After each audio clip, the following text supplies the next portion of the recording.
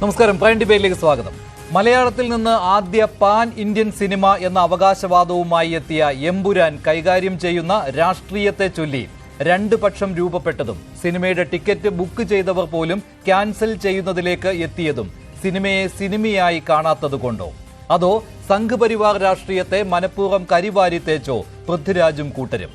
സംഘ് അനുകൂല ഹാൻഡിലുകളിൽ മോഹൻലാലിനേക്കാൾ പൃഥ്വിരാജിന് നേരെയാണ് പ്രചാരണം. ജിഹാദി ഫണ്ട് വാങ്ങുന്നുവെന്ന് പോലും ആക്ഷേപം.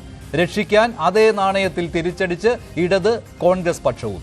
വാളയാറിനിപ്പുറത്തേക്ക് വെറുപ്പിന്റെ രാഷ്ട്രീയം വിലപ്പോവില്ലെന്നാണ് തിരിച്ചടി. ഹിന്ദു വിരുദ്ധതയാണ് സിനിമ മുന്നോട്ട് വയ്ക്കുന്നതെന്ന പ്രചാരണം പക്ഷേ BJP ഏറ്റെടുക്കുന്നില്ല. എമ്പുരാനെതിരെ ഒരു പ്രചാരണത്തിനും ഇല്ലെന്നാണ് പാർട്ടിയുടെ നിലപാട്. ബഹിഷ്കരിക്കാൻ ആഹ്വാനമില്ലെങ്കിലും സിനിമ കൈകാര്യം ചെയ്യുന്ന രാഷ്ട്രീയത്തെ ചൊല്ലി ഉയർന്ന വിവാദം പാൻ ഇന്ത്യൻ ഇമേജിന് കോട്ടമാകുമോ, അതോ കൃത്യമായ രാഷ്ട്രീയം പറഞ്ഞുവെന്ന പ്രചാരണം ഏറ്റെടുത്ത് സംഘ് പരിവാർ വിരുദ്ധർ ആഘോഷിക്കുന്നത് എമ്പുരാന് ഗുണമോ? പ്രൈം ഡിബേറ്റ് ചർച്ച ചെയ്യും.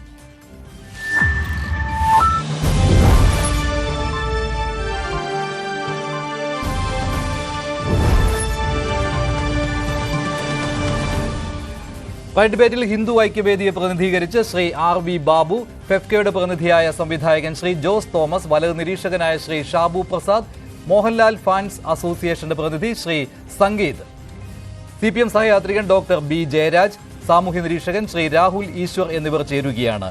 ആദ്യം ശ്രീ ഷാബു പ്രസാദ്, ഇത് ഈ പാൻ ഇന്ത്യൻ സിനിമ എന്നാണല്ലോ എമ്പുരാൻ അറിയപ്പെടുന്നത്. പക്ഷേ ഇപ്പോൾ ചർച്ച ചെയ്യുന്നതിൽ പ്രധാനമായിട്ടും ഈ സിനിമ കൈകാര്യം ചെയ്യുന്ന രാഷ്ട്രീയമാണ്. അതിൽ രണ്ട് പക്ഷം രൂപപ്പെട്ടു കഴിഞ്ഞു എന്ന കാര്യത്തിൽ സംശയമില്ല. അത് പ്രത്യേകിച്ചും സോഷ്യൽ മീഡിയയിലൂടെയാണ് പ്രചരിക്കുന്നതും. സംഘ് പരിവാർ വിരുദ്ധ രാഷ്ട്രീയം പ്രചരിപ്പിക്കുന്നു എന്നാണല്ലോ സംഘ് പരിവാർ അനുകൂല നിലപാടെടുത്തിട്ടുള്ളവർ പറയുന്നത്. അതോടൊപ്പം മറുപക്ഷത്ത് കോൺഗ്രസും ഇടതുപക്ഷവും ഒരേ രീതിയിൽ തന്നെ ഈ സിനിമയെ ആഘോഷിക്കുകയും ചെയ്യുകയാണ്. ഈ രാഷ്ട്രീയം ഈ സിനിമയ്ക്ക് ഗുണമാകുമോ, അതോ സിനിമയുടെ കോട്ടങ്ങളെ മറച്ചു പിടിച്ചുകൊണ്ട് ഈ വിവാദങ്ങൾ അനുകൂലമായി മാറുകയാണോ?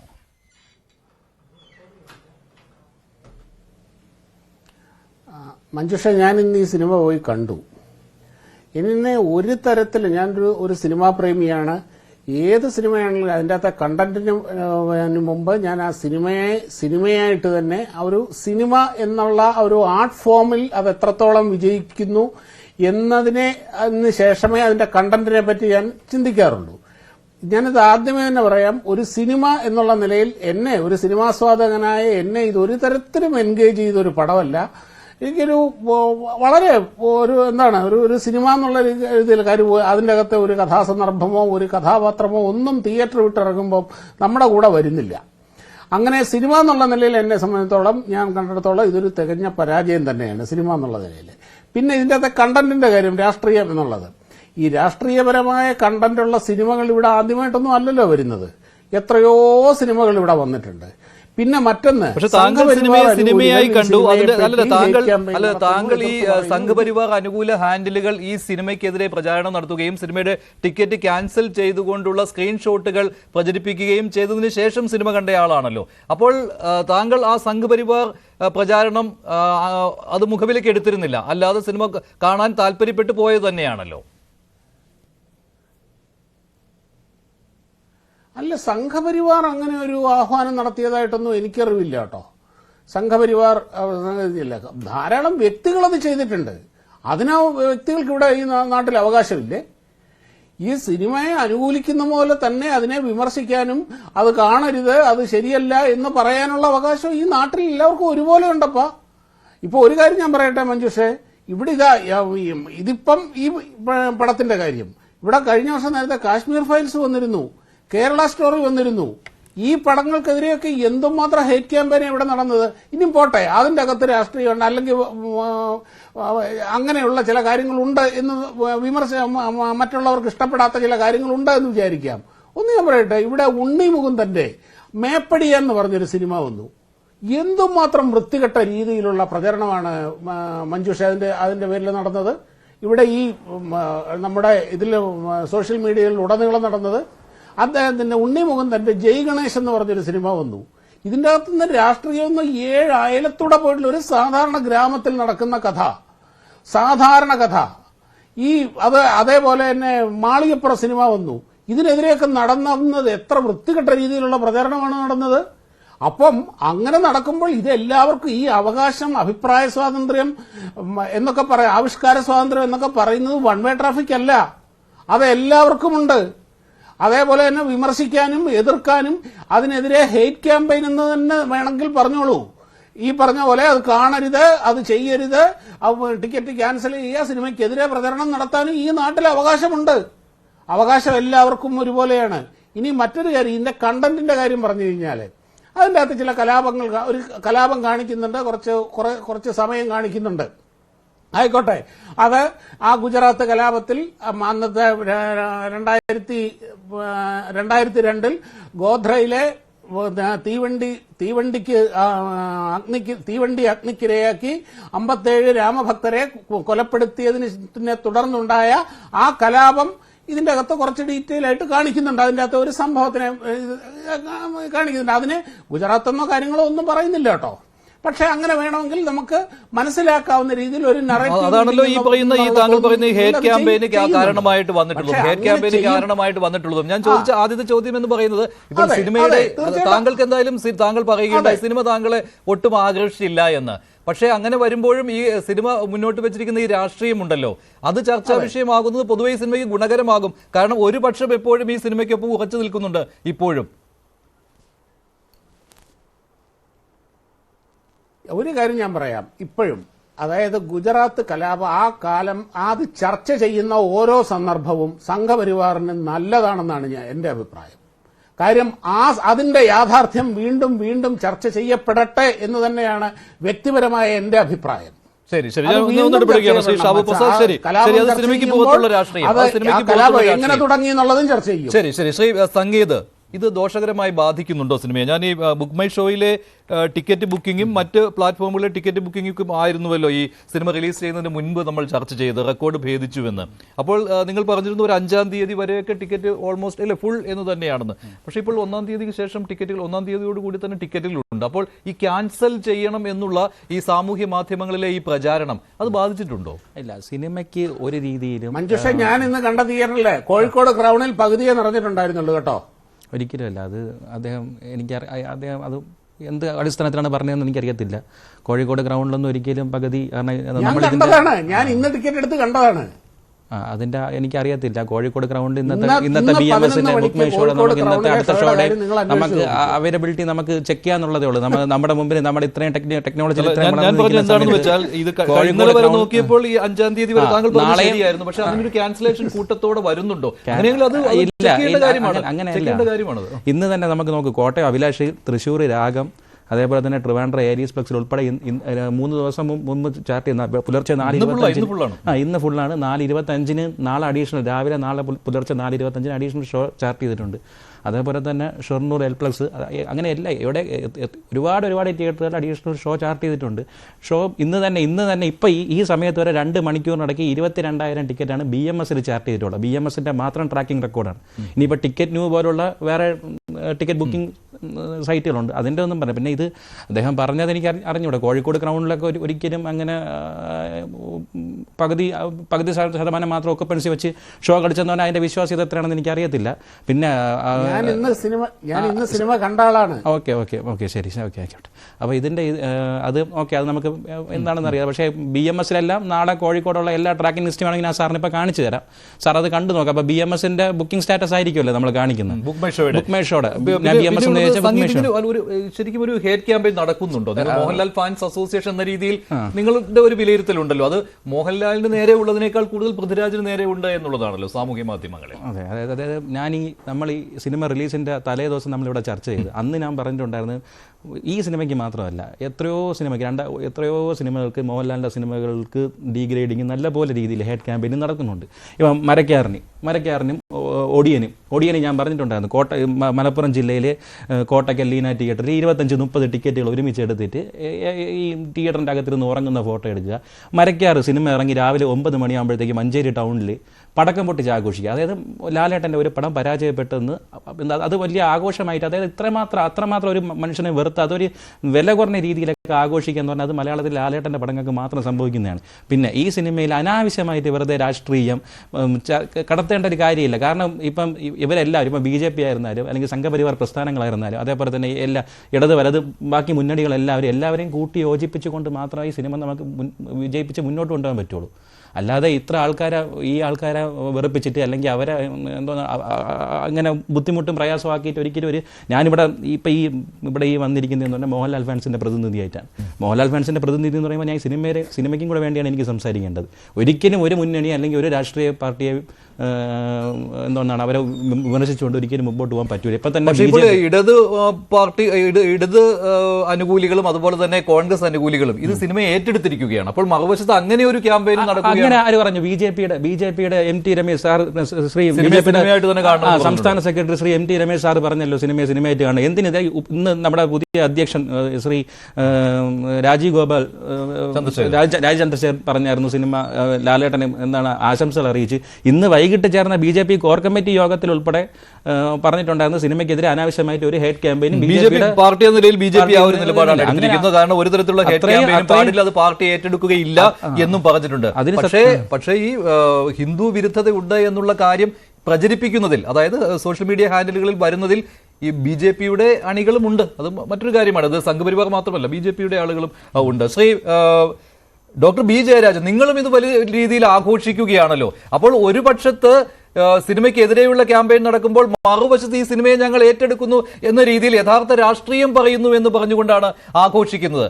അപ്പോൾ അതാണോ നിങ്ങളെ ഈ സിനിമയിലേക്ക് ആകർഷിക്കുന്നത്? അങ്ങനെയാണെങ്കിൽ അത് മറുവശത്ത് ഈ ക്യാമ്പയിന്റെ ശക്തി കൂടുകയും ചെയ്യും.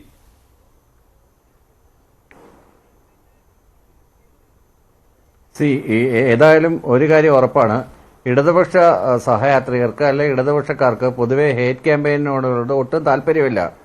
കാരണം ഹേറ്റ് ക്യാമ്പയിനിങ് നമ്മുടെ മാർഗമല്ല. ഇതിനു മുമ്പ് ഹേറ്റ് ക്യാമ്പയിനുകളുടെ ഒരു സൈഡിൽ നമ്മൾ നോക്കിക്കഴിഞ്ഞാൽ എപ്പോഴും സംഘപരിവാറിന്റെ ആളുകളാണ്. കാരണം എത്ര ഉദാഹരണങ്ങൾ എടുത്ത് കാണിക്കാൻ പറ്റും. ശബരിമലയിൽ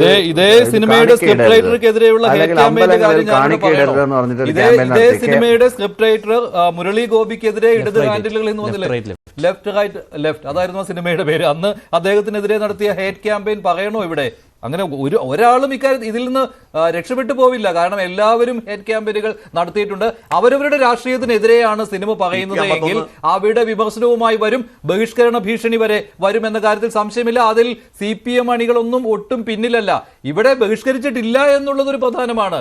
BJPയുടെ ഒരു പ്രധാനപ്പെട്ട ഒരു നിലപാടായിരുന്നു, ഞങ്ങൾ ഇതിലില്ല, ബഹിഷ്കരണത്തിന് ഞങ്ങളില്ല, സിനിമയെ സിനിമയായിട്ട് തന്നെ കാണണമെന്ന്. അങ്ങനെ ഒരു നിലപാട് ഒരു പക്ഷേ CPM ഒന്നും എടുത്തു കണ്ടിട്ടില്ല.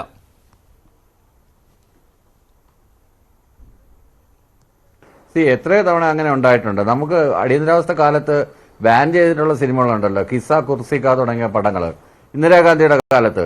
അപ്പൊ അത്തരം നിയന്ത്രണങ്ങൾക്കൊക്കെ എതിരെ എന്നും നിന്നിട്ടുള്ള ഒരു സംഘടനയാണ് ഇടതുപക്ഷ സംഘടനകൾ ഒന്നടങ്കം. ഞാൻ പറഞ്ഞത് ഇടതുപക്ഷ വിരുദ്ധമായ സിനിമകൾ ഇറങ്ങുകയാണെങ്കിൽ നിങ്ങൾ അങ്ങനെ ആ ഒരു അല്ലല്ല, നിങ്ങൾ അങ്ങനെ അത് കളിച്ചോട്ടെ എന്ന രീതിയിലുള്ള ഒരു പ്രതികരണമൊന്നും നടത്തിയിട്ടില്ല, അങ്ങനെ സഹായം ചെയ്തിട്ടുമില്ല. പരമാവധി അതിനെ ബഹിഷ്കരിക്കുവാനുള്ള ശ്രമമേ നടത്തിയിട്ടുള്ളൂ. അതാണ് ഞാൻ പറഞ്ഞത്. അങ്ങനെയല്ല ഞാൻ പറയുന്നത്, ഇടതുപക്ഷ വിരുദ്ധം എന്ന് പറഞ്ഞാൽ മനഃപൂർവ്വം കുത്തിക്കയറ്റി അങ്ങനെയൊക്കെ ചിത്രീകരിക്കുന്ന ചില സിനിമകളുണ്ട്. ആ സിനിമകളൊക്കെ ബോക്സ് ഓഫീസിൽ എന്താവും എന്നുള്ള കാര്യം നമുക്ക് കൃത്യമായിട്ട് അറിയാം. അങ്ങനെ ഒരു വിജയിച്ച ഒരു പടം മഞ്ജുഷിന് പറയാമോ? ഇടതുപക്ഷ വിരുദ്ധത കുത്തിക്കയറ്റി, മനഃപൂർവ്വം കുത്തിക്കയറ്റി, അല്ലെങ്കിൽ ഒരു പർട്ടിക്കുലർ ടോപ്പിക് എടുത്തു വെച്ച് ഇതാണ് നടന്നത്, റിയലായിട്ട് നടന്നത് എന്ന് പറഞ്ഞിട്ട് ഒരു സിനിമ ചെയ്യാൻ. ഇപ്പം സാധാരണഗതിയിൽ നമ്മളുടെ സമൂഹത്തിൽ നടക്കുന്ന ഓരോ വിഷയങ്ങളും സിനിമയ്ക്ക് ആസ്പദമാകാറുണ്ട്. അതിനെ അതേപടി റിയലിസ്റ്റിക് ആയിട്ട് കാണിക്കുന്നതല്ലല്ലോ സിനിമ എന്ന് പറയുന്നത്. സിനിമ എന്ന് പറയുന്നത് ഫാക്ട്സ് ഉണ്ട്, ഫിക്ഷൻ ഉണ്ട്, ഇത് രണ്ടും കൂടെ ബ്ലെൻഡ് ചെയ്തിട്ടാണ് പലപ്പോഴും കാണിക്കുന്നത്. ഇപ്പൊ എമ്പുരാൻ തന്നെ എടുത്തു കഴിഞ്ഞാൽ, ആദ്യത്തെ സിനിമ ലൂസിഫർ എടുത്തു കഴിഞ്ഞാൽ അതിനകത്ത് തന്നെ ജിതിൻ രാംദാസ് എന്ന് പറഞ്ഞ ക്യാരക്ടറിനെ നോക്കിയാൽ നമുക്ക് അതിനകത്ത് ഷെയ്ഡ്സ് ഓഫ് രാഹുൽ ഗാന്ധി നമുക്ക് കാണാനായിട്ട് പറ്റും. അങ്ങനെയാണെങ്കിൽ റോബർട്ട് വാദ്രെ എന്താണ്, മയക്കുമരുന്ന് കച്ചവടക്കാരനാണോ? മരുമകനായിട്ട് വരുന്ന ആ നോർത്ത് ഇന്ത്യൻ നടൻ. അപ്പൊ അങ്ങനെ ഒക്കെ അതിനെ വായിച്ചെടുക്കാൻ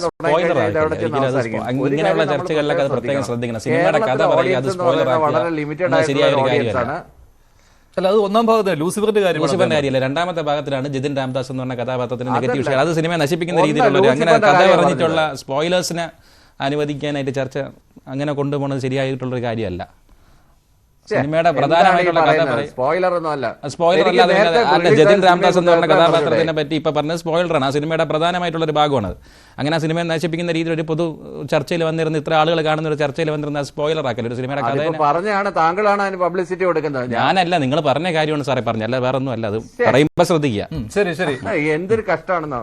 ഒരു കഷ്ടമില്ല. ഞാൻ പറഞ്ഞത് ഈ എമ്പുരാൻ സിനിമയെ കുറിച്ചല്ല ഞാൻ പറഞ്ഞത്. ആ സിനിമയുടെ കഥാപാത്രം Mohanlal ഫാനായിരിക്കും, Mammootty ഫാനായിരിക്കും, that doesn't matter me. പക്ഷേ മോഹൻലാൽ ഫാൻ ആയതുകൊണ്ടാണ് ഇവിടെ വന്നിരിക്കുന്നത് സാറേ. അല്ല, മോഹൻലാൽ ഫാൻ ആയതുകൊണ്ടാണ് ഇവിടെ വന്നിരിക്കുന്നത്. സംസാരിക്കുന്നത് ഞാൻ പറയുന്ന താങ്കൾക്കൊന്നും മിണ്ടാതിരിക്കുക, ഒരു സാമാന്യ മര്യാദ താങ്കൾ ഒരിക്കലും ഇല്ല. മിണ്ടാതിരിക്കേണ്ട കാര്യമില്ല. കാരണം ഒരു സിനിമയുടെ കഥ വന്ന് ഇവിടെ വന്ന് പറയേണ്ട കാര്യമില്ല. ഒരു തിയേറ്ററിൽ ഓടിക്കൊണ്ടിരിക്കുന്ന ഒരു സിനിമയുടെ ഒരു പ്രധാന കഥ വന്ന് ഇവിടെ പറയുമ്പോൾ ലൂസിഫറിന്റെ കാര്യമാണ് പറയുന്നത്. അത് വിശദീകരണം കേട്ടേക്കാം. ചിലപ്പോൾ അബദ്ധം പറ്റിയതായിരിക്കും. അത് അദ്ദേഹം പറയട്ടെ. ജതിൻ രാംദാസ് മയക്കുമരുന്ന് കച്ചവടക്കാരനാണെന്ന് പറയുന്നത് സിനിമയുടെ സ്പോയിലറാണ്. അത് ലൂസിഫറിലല്ല പറയുന്നത്. സിനിമ കണ്ടിട്ടുള്ളവർക്ക് അറിയാൻ പറ്റും. ഈ സിനിമ കണ്ടിട്ടുള്ള ബാക്കി ആളുകളോട് ചോദിച്ചാൽ അറിയാൻ പറ്റും. അപ്പൊ അതൊക്കെ ശ്രദ്ധിക്കേണ്ട കാര്യങ്ങളാണ്. അതേ പറഞ്ഞോളൂ. ബാക്കി ബോബിയുടെ കാര്യമാണ് ബോബിയുടെ കാര്യമാണ് പറഞ്ഞത്. താങ്കൾ അരിവ് മൂലം കേട്ടിട്ട് ചുമ്മാ കഥ പറഞ്ഞുകൊണ്ടിരിക്കാതെ താങ്കൾക്കാണ് എന്തോ തെറ്റിദ്ധാരണ ഉണ്ടായിരിക്കുന്നത്. ഇതിനകത്ത് കേരളത്തിനെ സംബന്ധിച്ചിടത്തോളം വളരെ ചെറിയ ഓഡിയൻസേ ഉള്ളൂ. കേരളത്തിൽ നിന്ന് ഒരു പാൻ ഇന്ത്യൻ മൂവി വരിക, അത് സക്സസ്ഫുൾ ആവുക എന്ന് പറയുന്ന എല്ലാ മലയാളിയെ സംബന്ധിച്ചുള്ള അഭിമാനിക്കാവുന്ന ഒരു വസ്തുത തന്നെയാണ്. അതേ അർത്ഥത്തിൽ തന്നെ ഇപ്പം നാല് പ്രാവശ്യം ഒരു സിനിമ 4 പ്രാവശ്യം കാണുന്ന ആളുകളാണ് ആന്ധ്രാപ്രദേശിലുള്ള ആളുകൾ. എന്തുകൊണ്ട് രാജമൗലിയുടെ സിനിമകൾ ബ്രഹ്മാണ്ഡ സിനിമകളായിട്ട് മാറുന്നു? നമുക്ക് അങ്ങനെ സിനിമകൾ ഉണ്ടാക്കാൻ പറ്റുന്നില്ല. ഈച്ചയെ നായകനാക്കി സിനിമ എടുത്ത ആളാണ് രാജമൗലി. നമ്മുടെ ഇവിടെ ക്രിയേറ്റിവിറ്റി ഇല്ലാത്തതുകൊണ്ടാണോ? നമ്മളെ ഈ പറയുന്ന പരസ്പര ഹേറ്റ് ക്യാമ്പയിൻ കൊണ്ടാണ്. നമ്മൾ നല്ലൊരു സിനിമ വന്നു കഴിഞ്ഞാൽ ഉടനെ തിയേറ്ററിന് ആളിനെ വിളിച്ച് കൂവിക്കുക. നേരത്തെ നമ്മുടെ മോഹൻലാൽ ഫാൻ പറഞ്ഞ പോലെ ടിക്കറ്റ് നേരത്തെ ക്യാൻസൽ ചെയ്യുക, ആഘോഷം നടത്തുക, അങ്ങനെയൊക്കെയുള്ള അതൊന്നും സിനിമ ആസ് ആൻ ഇൻഡസ്ട്രിയെ സഹായിക്കത്തേയില്ല. അത്തരം നിലപാടുകൾ അപലപനീയമാണ്. അതൊന്നും ഒരിക്കലും നമുക്ക് അംഗീകരിക്കാൻ പറ്റുന്ന ഒരു കാര്യമേ അല്ല. ശരി ശരി ശ്രീ ജയരാജ്, എന്തായാലും അല്ലല്ല, ഈ സിനിമ മുന്നോട്ട് വയ്ക്കുന്ന രാഷ്ട്രീയം യഥാർത്ഥ രാഷ്ട്രീയം എന്ന് പറഞ്ഞുകൊണ്ടാണ് ഇടത് ഹാൻഡിലുകൾ ഇതിനെ ഏറ്റെടുക്കുന്നു എന്ന കാര്യത്തിൽ സംശയമില്ല. അതുകൊണ്ട് ആ സിനിമ ഈ സംഘപരിവാർ വിരുദ്ധത പ്രചരിപ്പിക്കുന്നത് തന്നെയാണ് ഇടത് അനുകൂലികൾക്ക് അതിനോടുള്ള താല്പര്യം കൂടുവാനുള്ള കാരണവും. ശ്രീ RV ബാബു, എന്തായാലും ബഹിഷ്കരണത്തിന് ആഹ്വാനം ചെയ്തിട്ടില്ല എന്ന് ഹിന്ദു ഐക്യവേദി പറയുന്നുണ്ട്. പക്ഷേ ഇത് ബഹിഷ്കരണത്തിന് തുല്യമായ ഒരു കാര്യം തന്നെയല്ലേ സംഭവിച്ചുകൊണ്ടിരിക്കുന്നത്? എടുത്ത ടിക്കറ്റുകൾ ഞങ്ങൾ ക്യാൻസൽ ചെയ്യുന്നു എന്ന് പറഞ്ഞുകൊണ്ട് സോഷ്യൽ മീഡിയ ഹാൻഡിലുകളിൽ ഇടുക, അത് പ്രചരിപ്പിക്കുക എന്നൊക്കെ പറഞ്ഞാൽ ഒരു ഹേറ്റ് ക്യാമ്പയിൻ തന്നെയല്ലേ ഉള്ളത്? ഒരു ചുരുക്കത്തിൽ പറഞ്ഞാൽ അതൊരു ബഹിഷ്കരണ രീതി തന്നെയാണ്.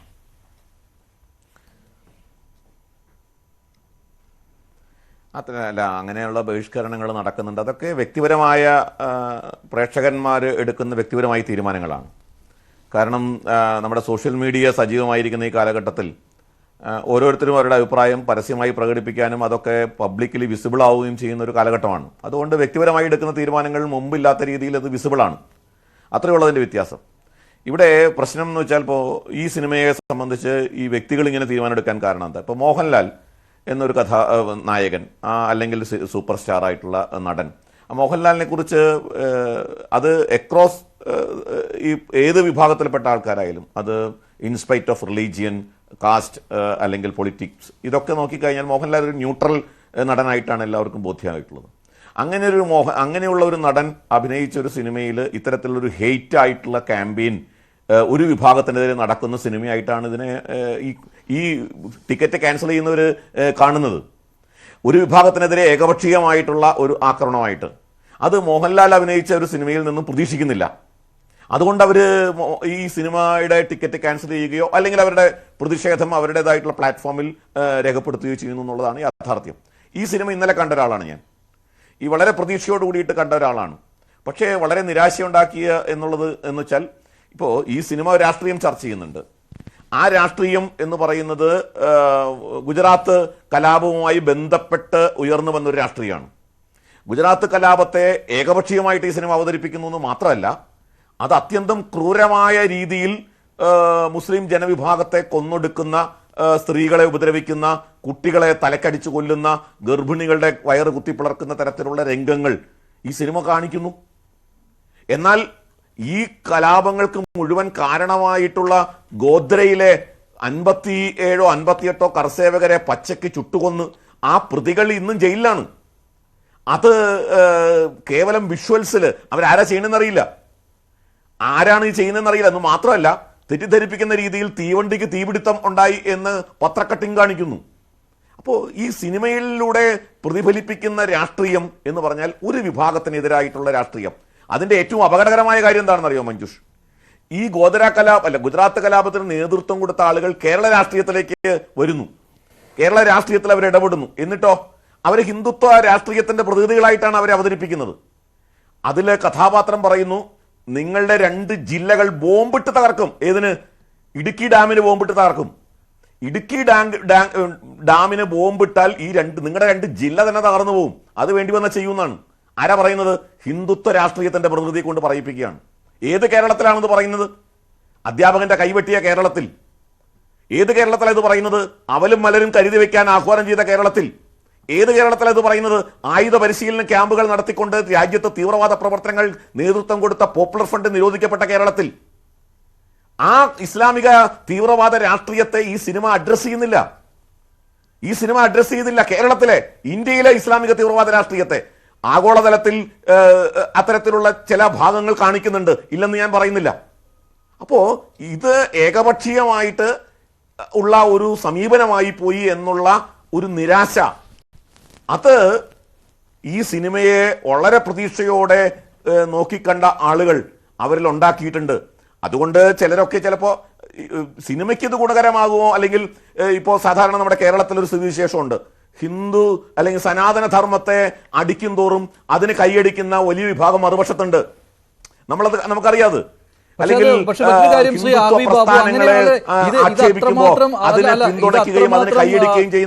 ഹിന്ദുത്വ രാഷ്ട്രീയത്തിന് എതിരാണെന്നും ഹിന്ദു വിരുദ്ധത പ്രകടിപ്പിക്കുന്ന ഒന്നാണെന്നും ആണെങ്കിൽ ഇതിന് സെൻസർ ബോർഡ് ക്ലിയറൻസ് ബുദ്ധിമുട്ടായിരുന്നേനെ, അതിക്രൂരമായ രംഗങ്ങൾ ഉണ്ടായിരുന്നെങ്കിൽ. പക്ഷെ അങ്ങനെയൊന്നും ഉണ്ടായില്ല. ഇന്ന് തന്നെ BJP കോർ കമ്മിറ്റി യോഗത്തിൽ ഒരു വിമർശനം ഉയർന്നിരുന്നു എന്ന് കേട്ടു. എന്തുകൊണ്ടാണ് സെൻസർ ബോർഡ് അംഗങ്ങൾ, അത് സംഘപരിവാർ നോമിനികൾ പോലും ഉണ്ടല്ലോ സെൻസർ ബോർഡിൽ, അവർ എന്തുകൊണ്ട് ഇതിനെ എതിർത്തില്ല എന്ന് അങ്ങനെ ഒരു ചോദ്യം പോലും ഉയർന്നു വന്നു. അങ്ങനെ എതിർക്കേണ്ടതായി എന്തെങ്കിലും ഉണ്ടായിരുന്നുവെങ്കിൽ ആ എതിർപ്പ് അവിടെ പ്രകടമാകുമായിരുന്നുവല്ലോ, പ്രത്യേകിച്ച് ഗുജറാത്ത് കലാപത്തെക്കുറിച്ചുള്ള പരാമർശങ്ങൾ വരുമ്പോൾ. പക്ഷെ അപ്പോൾ അവർക്ക് തോന്നിയില്ല അത്. നോക്കൂ മഞ്ജുഷേ, സെൻസർ ബോർഡ് അവര് കാണുന്ന മാനദണ്ഡം വേറെയാണ്. അവര് ഈ ഒരു സിനിമയ്ക്ക് അതിന്റെ ആവിഷ്കാര സ്വാതന്ത്ര്യം, ആ സിനിമ എടുത്തതിന്റെ പശ്ചാത്തലം, ഇതൊക്കെ അവർ പരിഗണിച്ചുകൊണ്ട് ആ സിനിമ കളിക്കുന്നതിന് അവർ അനുവദിക്കുന്നു. അത് ഫ്രീഡം ഓഫ് സ്പീച്ചിന്റെയോ അല്ലെങ്കിൽ ഭരണഘടന നൽകുന്ന സ്വാതന്ത്ര്യത്തിന്റെയോ ഒക്കെ അടിസ്ഥാനത്തിലാണ് സെൻസർ ബോർഡ് ഇതിനെ കാണുന്നത്. മറിച്ച് ഞാൻ പറയുന്നത് എന്താണ്, സിനിമ എന്നുള്ള നിലയ്ക്ക് ഈ സിനിമയുടെ തീം ചർച്ച ചെയ്യുകയാണ്. ആ സിനിമയുടെ തീം ചരിത്രത്തിനോട് ചേർന്ന് നിൽക്കുന്നതല്ല എന്നാണ്. അല്ലെങ്കിൽ ചരിത്രത്തിലെ പിക്ക് ആൻഡ് ചോയ്സ് പോലെ, അതായത് സെലക്റ്റീവായിട്ട് ചില കാര്യങ്ങൾ എടുക്കുന്നു, അതൊരു വിഭാഗത്തിനെതിരായിട്ട് ഉപയോഗിക്കുന്നു. ഇപ്പോൾ ആ മുസ്ലിം ആളുകളെയൊക്കെ കൊന്നൊടുക്കുന്ന രംഗം കണ്ടാൽ അത് അത്യന്തം ക്രൂരമാണ്. അത് എന്ത് സന്ദേശമാണ് സിനിമ നൽകുന്നത്? അത് കാണുന്ന യഥാർത്ഥ മുസ്ലിം സഹോദരങ്ങൾ ഇതൊരു യഥാർത്ഥ രാഷ്ട്രീയം കൈകാര്യം ചെയ്തു, അത് അത്രമാത്രം ധൈര്യം ഇതിൽ കാട്ടി എന്നുള്ളതാണല്ലോ. അതെന്താണ് താങ്കൾ ഉദ്ദേശിക്കുന്ന ഈ ധൈര്യം? ശ്രീ മഞ്ജുഷ്, ഒന്ന്, സിനിമ KGF പോലെ മലയാള സിനിമയെ പാൻ ഇന്ത്യൻ തലത്തിലേക്ക് ഉയർത്തുന്ന സിനിമയാണ്, നമ്മൾ എല്ലാം സെലിബ്രേറ്റ് ചെയ്യണം. 2, ശ്രീ RV ബാബു ശരിയായി സൂചിപ്പിച്ചതുപോലെ ഇത് ഒരു ലെഫ്റ്റ് ലിബറൽ അല്ലെങ്കിൽ സെന്റർ ലെഫ്റ്റ് നിൽക്കുന്ന സിനിമയാണ്. ഇതൊന്നും നമ്മൾ പറയാതിരുന്നിട്ട് കാര്യമില്ല. ആ സിനിമ ഗംഭീരമായിട്ടുണ്ട്. പ്രത്യേകിച്ച് ED NIA ഒക്കെ ദുരുപയോഗം, അത് കോടതികൾ വളരെ ചൂണ്ടിക്കാട്ടിയൊരു കാര്യമാണ്. അങ്ങനെ ദുരുപയോഗം നടക്കുന്നുള്ളത് BJP-ക്കാർക്കും അറിയാം, കോൺഗ്രസ്സുകാർക്കും അറിയാം, കമ്മ്യൂണിസ്റ്റുകാർക്കും അറിയാം, പത്രം വായിക്കുന്ന എല്ലാവർക്കും അറിയാം. ED-യെയും NIA-യും ദുരുപയോഗം ചെയ്യുന്നു എന്നും പാർട്ടിയിൽ നിന്ന് ആൾക്കാരെ മാറ്റിക്കൊണ്ടുപോകുന്നു എന്നും അവരുടെ പാർട്ടി മാറി മറ്റേ പാർട്ടിയിൽ ചേർന്ന് കഴിഞ്ഞാൽ പിന്നീട് അവർക്കെതിരെ കേസ് ഉണ്ടാകുന്നില്ലെന്നും ഒക്കെ എത്രയോ ഉദാഹരണങ്ങൾ വെച്ച് നമുക്ക് പറയാം. അപ്പോൾ അത്തരം കാര്യങ്ങളിൽ ചൂണ്ടിക്കാണിച്ചാൽ പൃഥ്വിരാജ് കാണിച്ച ധൈര്യം തീർച്ചയായിട്ടും അഭിനന്ദനാർഹമാണ്. ആ ധൈര്യത്തിന് ഒരു ഓസ്കാർ കൊടുക്കുന്നത് നല്ലതാണ്. അതോടൊപ്പം ശ്രീ RV ബാബു പറഞ്ഞൊരു പോയിന്റും വാലിഡ് ആണ്. അതായത് ഗോദ്രയും കൂടെ കാണിക്കാമായിരുന്നു. പലപ്പോഴും നമ്മൾ ഇത്രയും സെൻസിറ്റീവായ വിഷയങ്ങൾ എടുക്കുമ്പോൾ കുറച്ചൊക്കെ ബാലൻസ് ചെയ്തേ കാണിക്കാറുള്ളൂ. ചിലപ്പോ ബോധപൂർവ്വം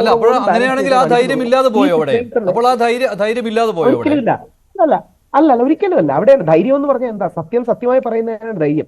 പൃഥ്വിരാജ് ED NIA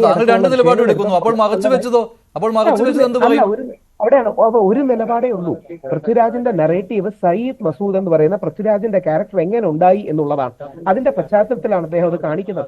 എന്റെ അഭിപ്രായത്തിൽ അദ്ദേഹം ആ ട്രെയിൻ ബേണിംഗ് കൂടെ കാണിക്കണമായിരുന്നു. കാര്യം അതും വളരെ പ്രധാനപ്പെട്ട ഒരു കാര്യമാണ്. ഒരു പക്ഷേ നേരത്തെ ഇറങ്ങിയ ഈ വലതുപക്ഷത്തേക്ക് നിൽക്കുന്ന മൂവീസ് ആയ കാശ്മീർ ഫയൽസ്, നമ്മുടെ എന്താ പറയുക കേരള സ്റ്റോറി, ഇപ്പൊ കേരള സ്റ്റോറിയിൽ 3 പേര് പോയി എന്നുള്ള സത്യമാണ്, 32,000 പോയി എന്നുള്ള അതിശയോക്തിയാണ്. അല്ലെങ്കിൽ നമ്മുടെ സബർമതി റിപ്പോർട്ട് അടക്കമുള്ള സിനിമകൾക്ക് ഒരു കൗണ്ടർ എന്ന രീതിയിൽ കൂടെ ആയിരിക്കാം നാഷണൽ ലെവലിൽ അവരെ ഇത് വിഭാവനം ചെയ്തത്. അവിടെയാണ് ഈ സിനിമയ്ക്ക് മെറിറ്റുകൾ ഒരുപാടുണ്ട്. പിന്നെ സിനിമാറ്റിക് ആയ ഒരു ഇഷ്യൂ എന്ന് പറഞ്ഞാൽ ഒരു സെൻട്രൽ നെറേറ്റീവോ തീമോ വേണ്ട രീതിയിൽ കൊണ്ടുവരാൻ കഴിഞ്ഞിട്ടുണ്ടോ ഇല്ല. 2-3 ഓർത്തിരിക്കുന്ന പാട്ടുകളില്ല. ആ എമ്പുരാനെ എന്നുള്ള തീം സോങ് വേണ്ട രീതിയിൽ ഇത് ഉപയോഗിച്ചിട്ടില്ല. അത് എമ്പുരാന്റെ റിവ്യൂ അല്ല നമ്മൾ ഇവിടെ നടത്തുന്നത്. അത് കൈകാര്യം ചെയ്യുന്ന രാഷ്ട്രീയത്തിൽ കുഴപ്പമുണ്ടോ, അതുപോലെ തന്നെ ഹേറ്റ് ക്യാമ്പയിൻ സിനിമയ്ക്കെതിരെ വരുന്നുണ്ടോ, ഇത് ദോഷം ചെയ്യുന്നുണ്ടോ എന്നാണ്. ശ്രീ ജോസ് തോമസ്, സിനിമയ്ക്കുള്ളിലുള്ള ആൾ തന്നെയാണല്ലോ താങ്കൾ. ഹേറ്റ് ക്യാമ്പയിൻ ഒന്നും മലയാള സിനിമയ്ക്ക് പുതുമയുള്ള കാര്യമല്ല. നിരവധി സിനിമകൾക്ക് അങ്ങനെ വന്നിട്ടുള്ളതാണ്. അത് മറികടന്ന സിനിമകളുമുണ്ട്, അതിൽ തകർന്നു വീണ സിനിമകളുമുണ്ട്. പിന്നെ ഒരു തവണ ഹേറ്റ് ക്യാമ്പയിൻ ഉന്നയിക്കുന്ന ആളുകൾ തന്നെ മറ്റൊരു സിനിമയ്ക്ക് മറ്റൊരു രാഷ്ട്രീയം കൈകാര്യം ചെയ്യുമ്പോൾ കൈയടിക്കുകയും അത് തിരിച്ചും മറിച്ചും വരുന്ന കാര്യം തന്നെയാണ്. ഈ സിനിമയ്ക്കെതിരെയുള്ള ഇപ്പോഴത്തെ ഈ രാഷ്ട്രീയ പ്രചാരണം, അതുപോലെ തന്നെ ഈ സിനിമ കൈകാര്യം ചെയ്യുന്ന രാഷ്ട്രീയം വഴിയുള്ള ഏറ്റെടുക്കൽ, ഇത് ഗുണകരമായി ഭവിക്കുന്ന ഒന്നാണോ? മഞ്ജുഷേ, ഞാൻ ഈ RV ബാബു എന്ന് പറയുന്ന അദ്ദേഹം പറഞ്ഞ കാര്യങ്ങൾ കേട്ടു. ഞാൻ വളരെ ബഹുമാനത്തോടെ കാണുന്ന ഒരാളാണ്. കാരണം വളരെ നന്നായി ചാനലുകളിൽ സംസാരിക്കുന്നതാണ്. അദ്ദേഹം പറഞ്ഞത് കേട്ടപ്പോൾ ഞാൻ ആലോചിച്ചു, എനിക്ക് ഈ സിനിമ ഇതുവരെ കാണാൻ കഴിഞ്ഞിട്ടില്ല, അത്ര തിരക്കുണ്ടായിരുന്നു. ഇതൊരു ചരിത്ര സിനിമയാണോ മഞ്ജുഷേ? ചരിത്രമാണോ ഈ സിനിമയിലൂടെ പറയുന്നത്? എനിക്കത് അത്ഭുതം തോന്നുകയാണ്. രാഷ്ട്രീയ ചരിത്രമാണോ ഈ സിനിമ പ്രതിപാദിക്കുന്നത്? ഇതൊരു ഫിക്ഷൻ അല്ലേ? ഇതൊരു കഥയാണോ എന്ന് പറഞ്ഞിട്ടല്ലേ ഇത് സമകാലിക സംഭവങ്ങളുമായി കൂട്ടിക്കെട്ടിയുള്ളതാണ്. അതെ, സമകാലിക സംഭവങ്ങൾ എന്ന് പറഞ്ഞാൽ അത് അവിടെ ഗോപകുലത്തിൽ സംഭവിച്ചു, അല്ലെങ്കിൽ അവിടുത്തെ ആ ഡിറ്റോ അതങ്ങ് പകർത്തി വെക്കുന്നു എന്നാണോ കരുതേണ്ടത്? അല്ലല്ലോ, ഇതൊരു ഫിക്ഷനാണ്. അതിൽ പറയുന്ന രാഷ്ട്രീയം എന്ന് പറയുന്നത് BJP എന്ന് പറഞ്ഞിട്ടുണ്ട്, എന്ന് പറഞ്ഞിട്ടുണ്ടോ, അല്ലെങ്കിൽ CPM പറഞ്ഞിട്ടുണ്ടോ?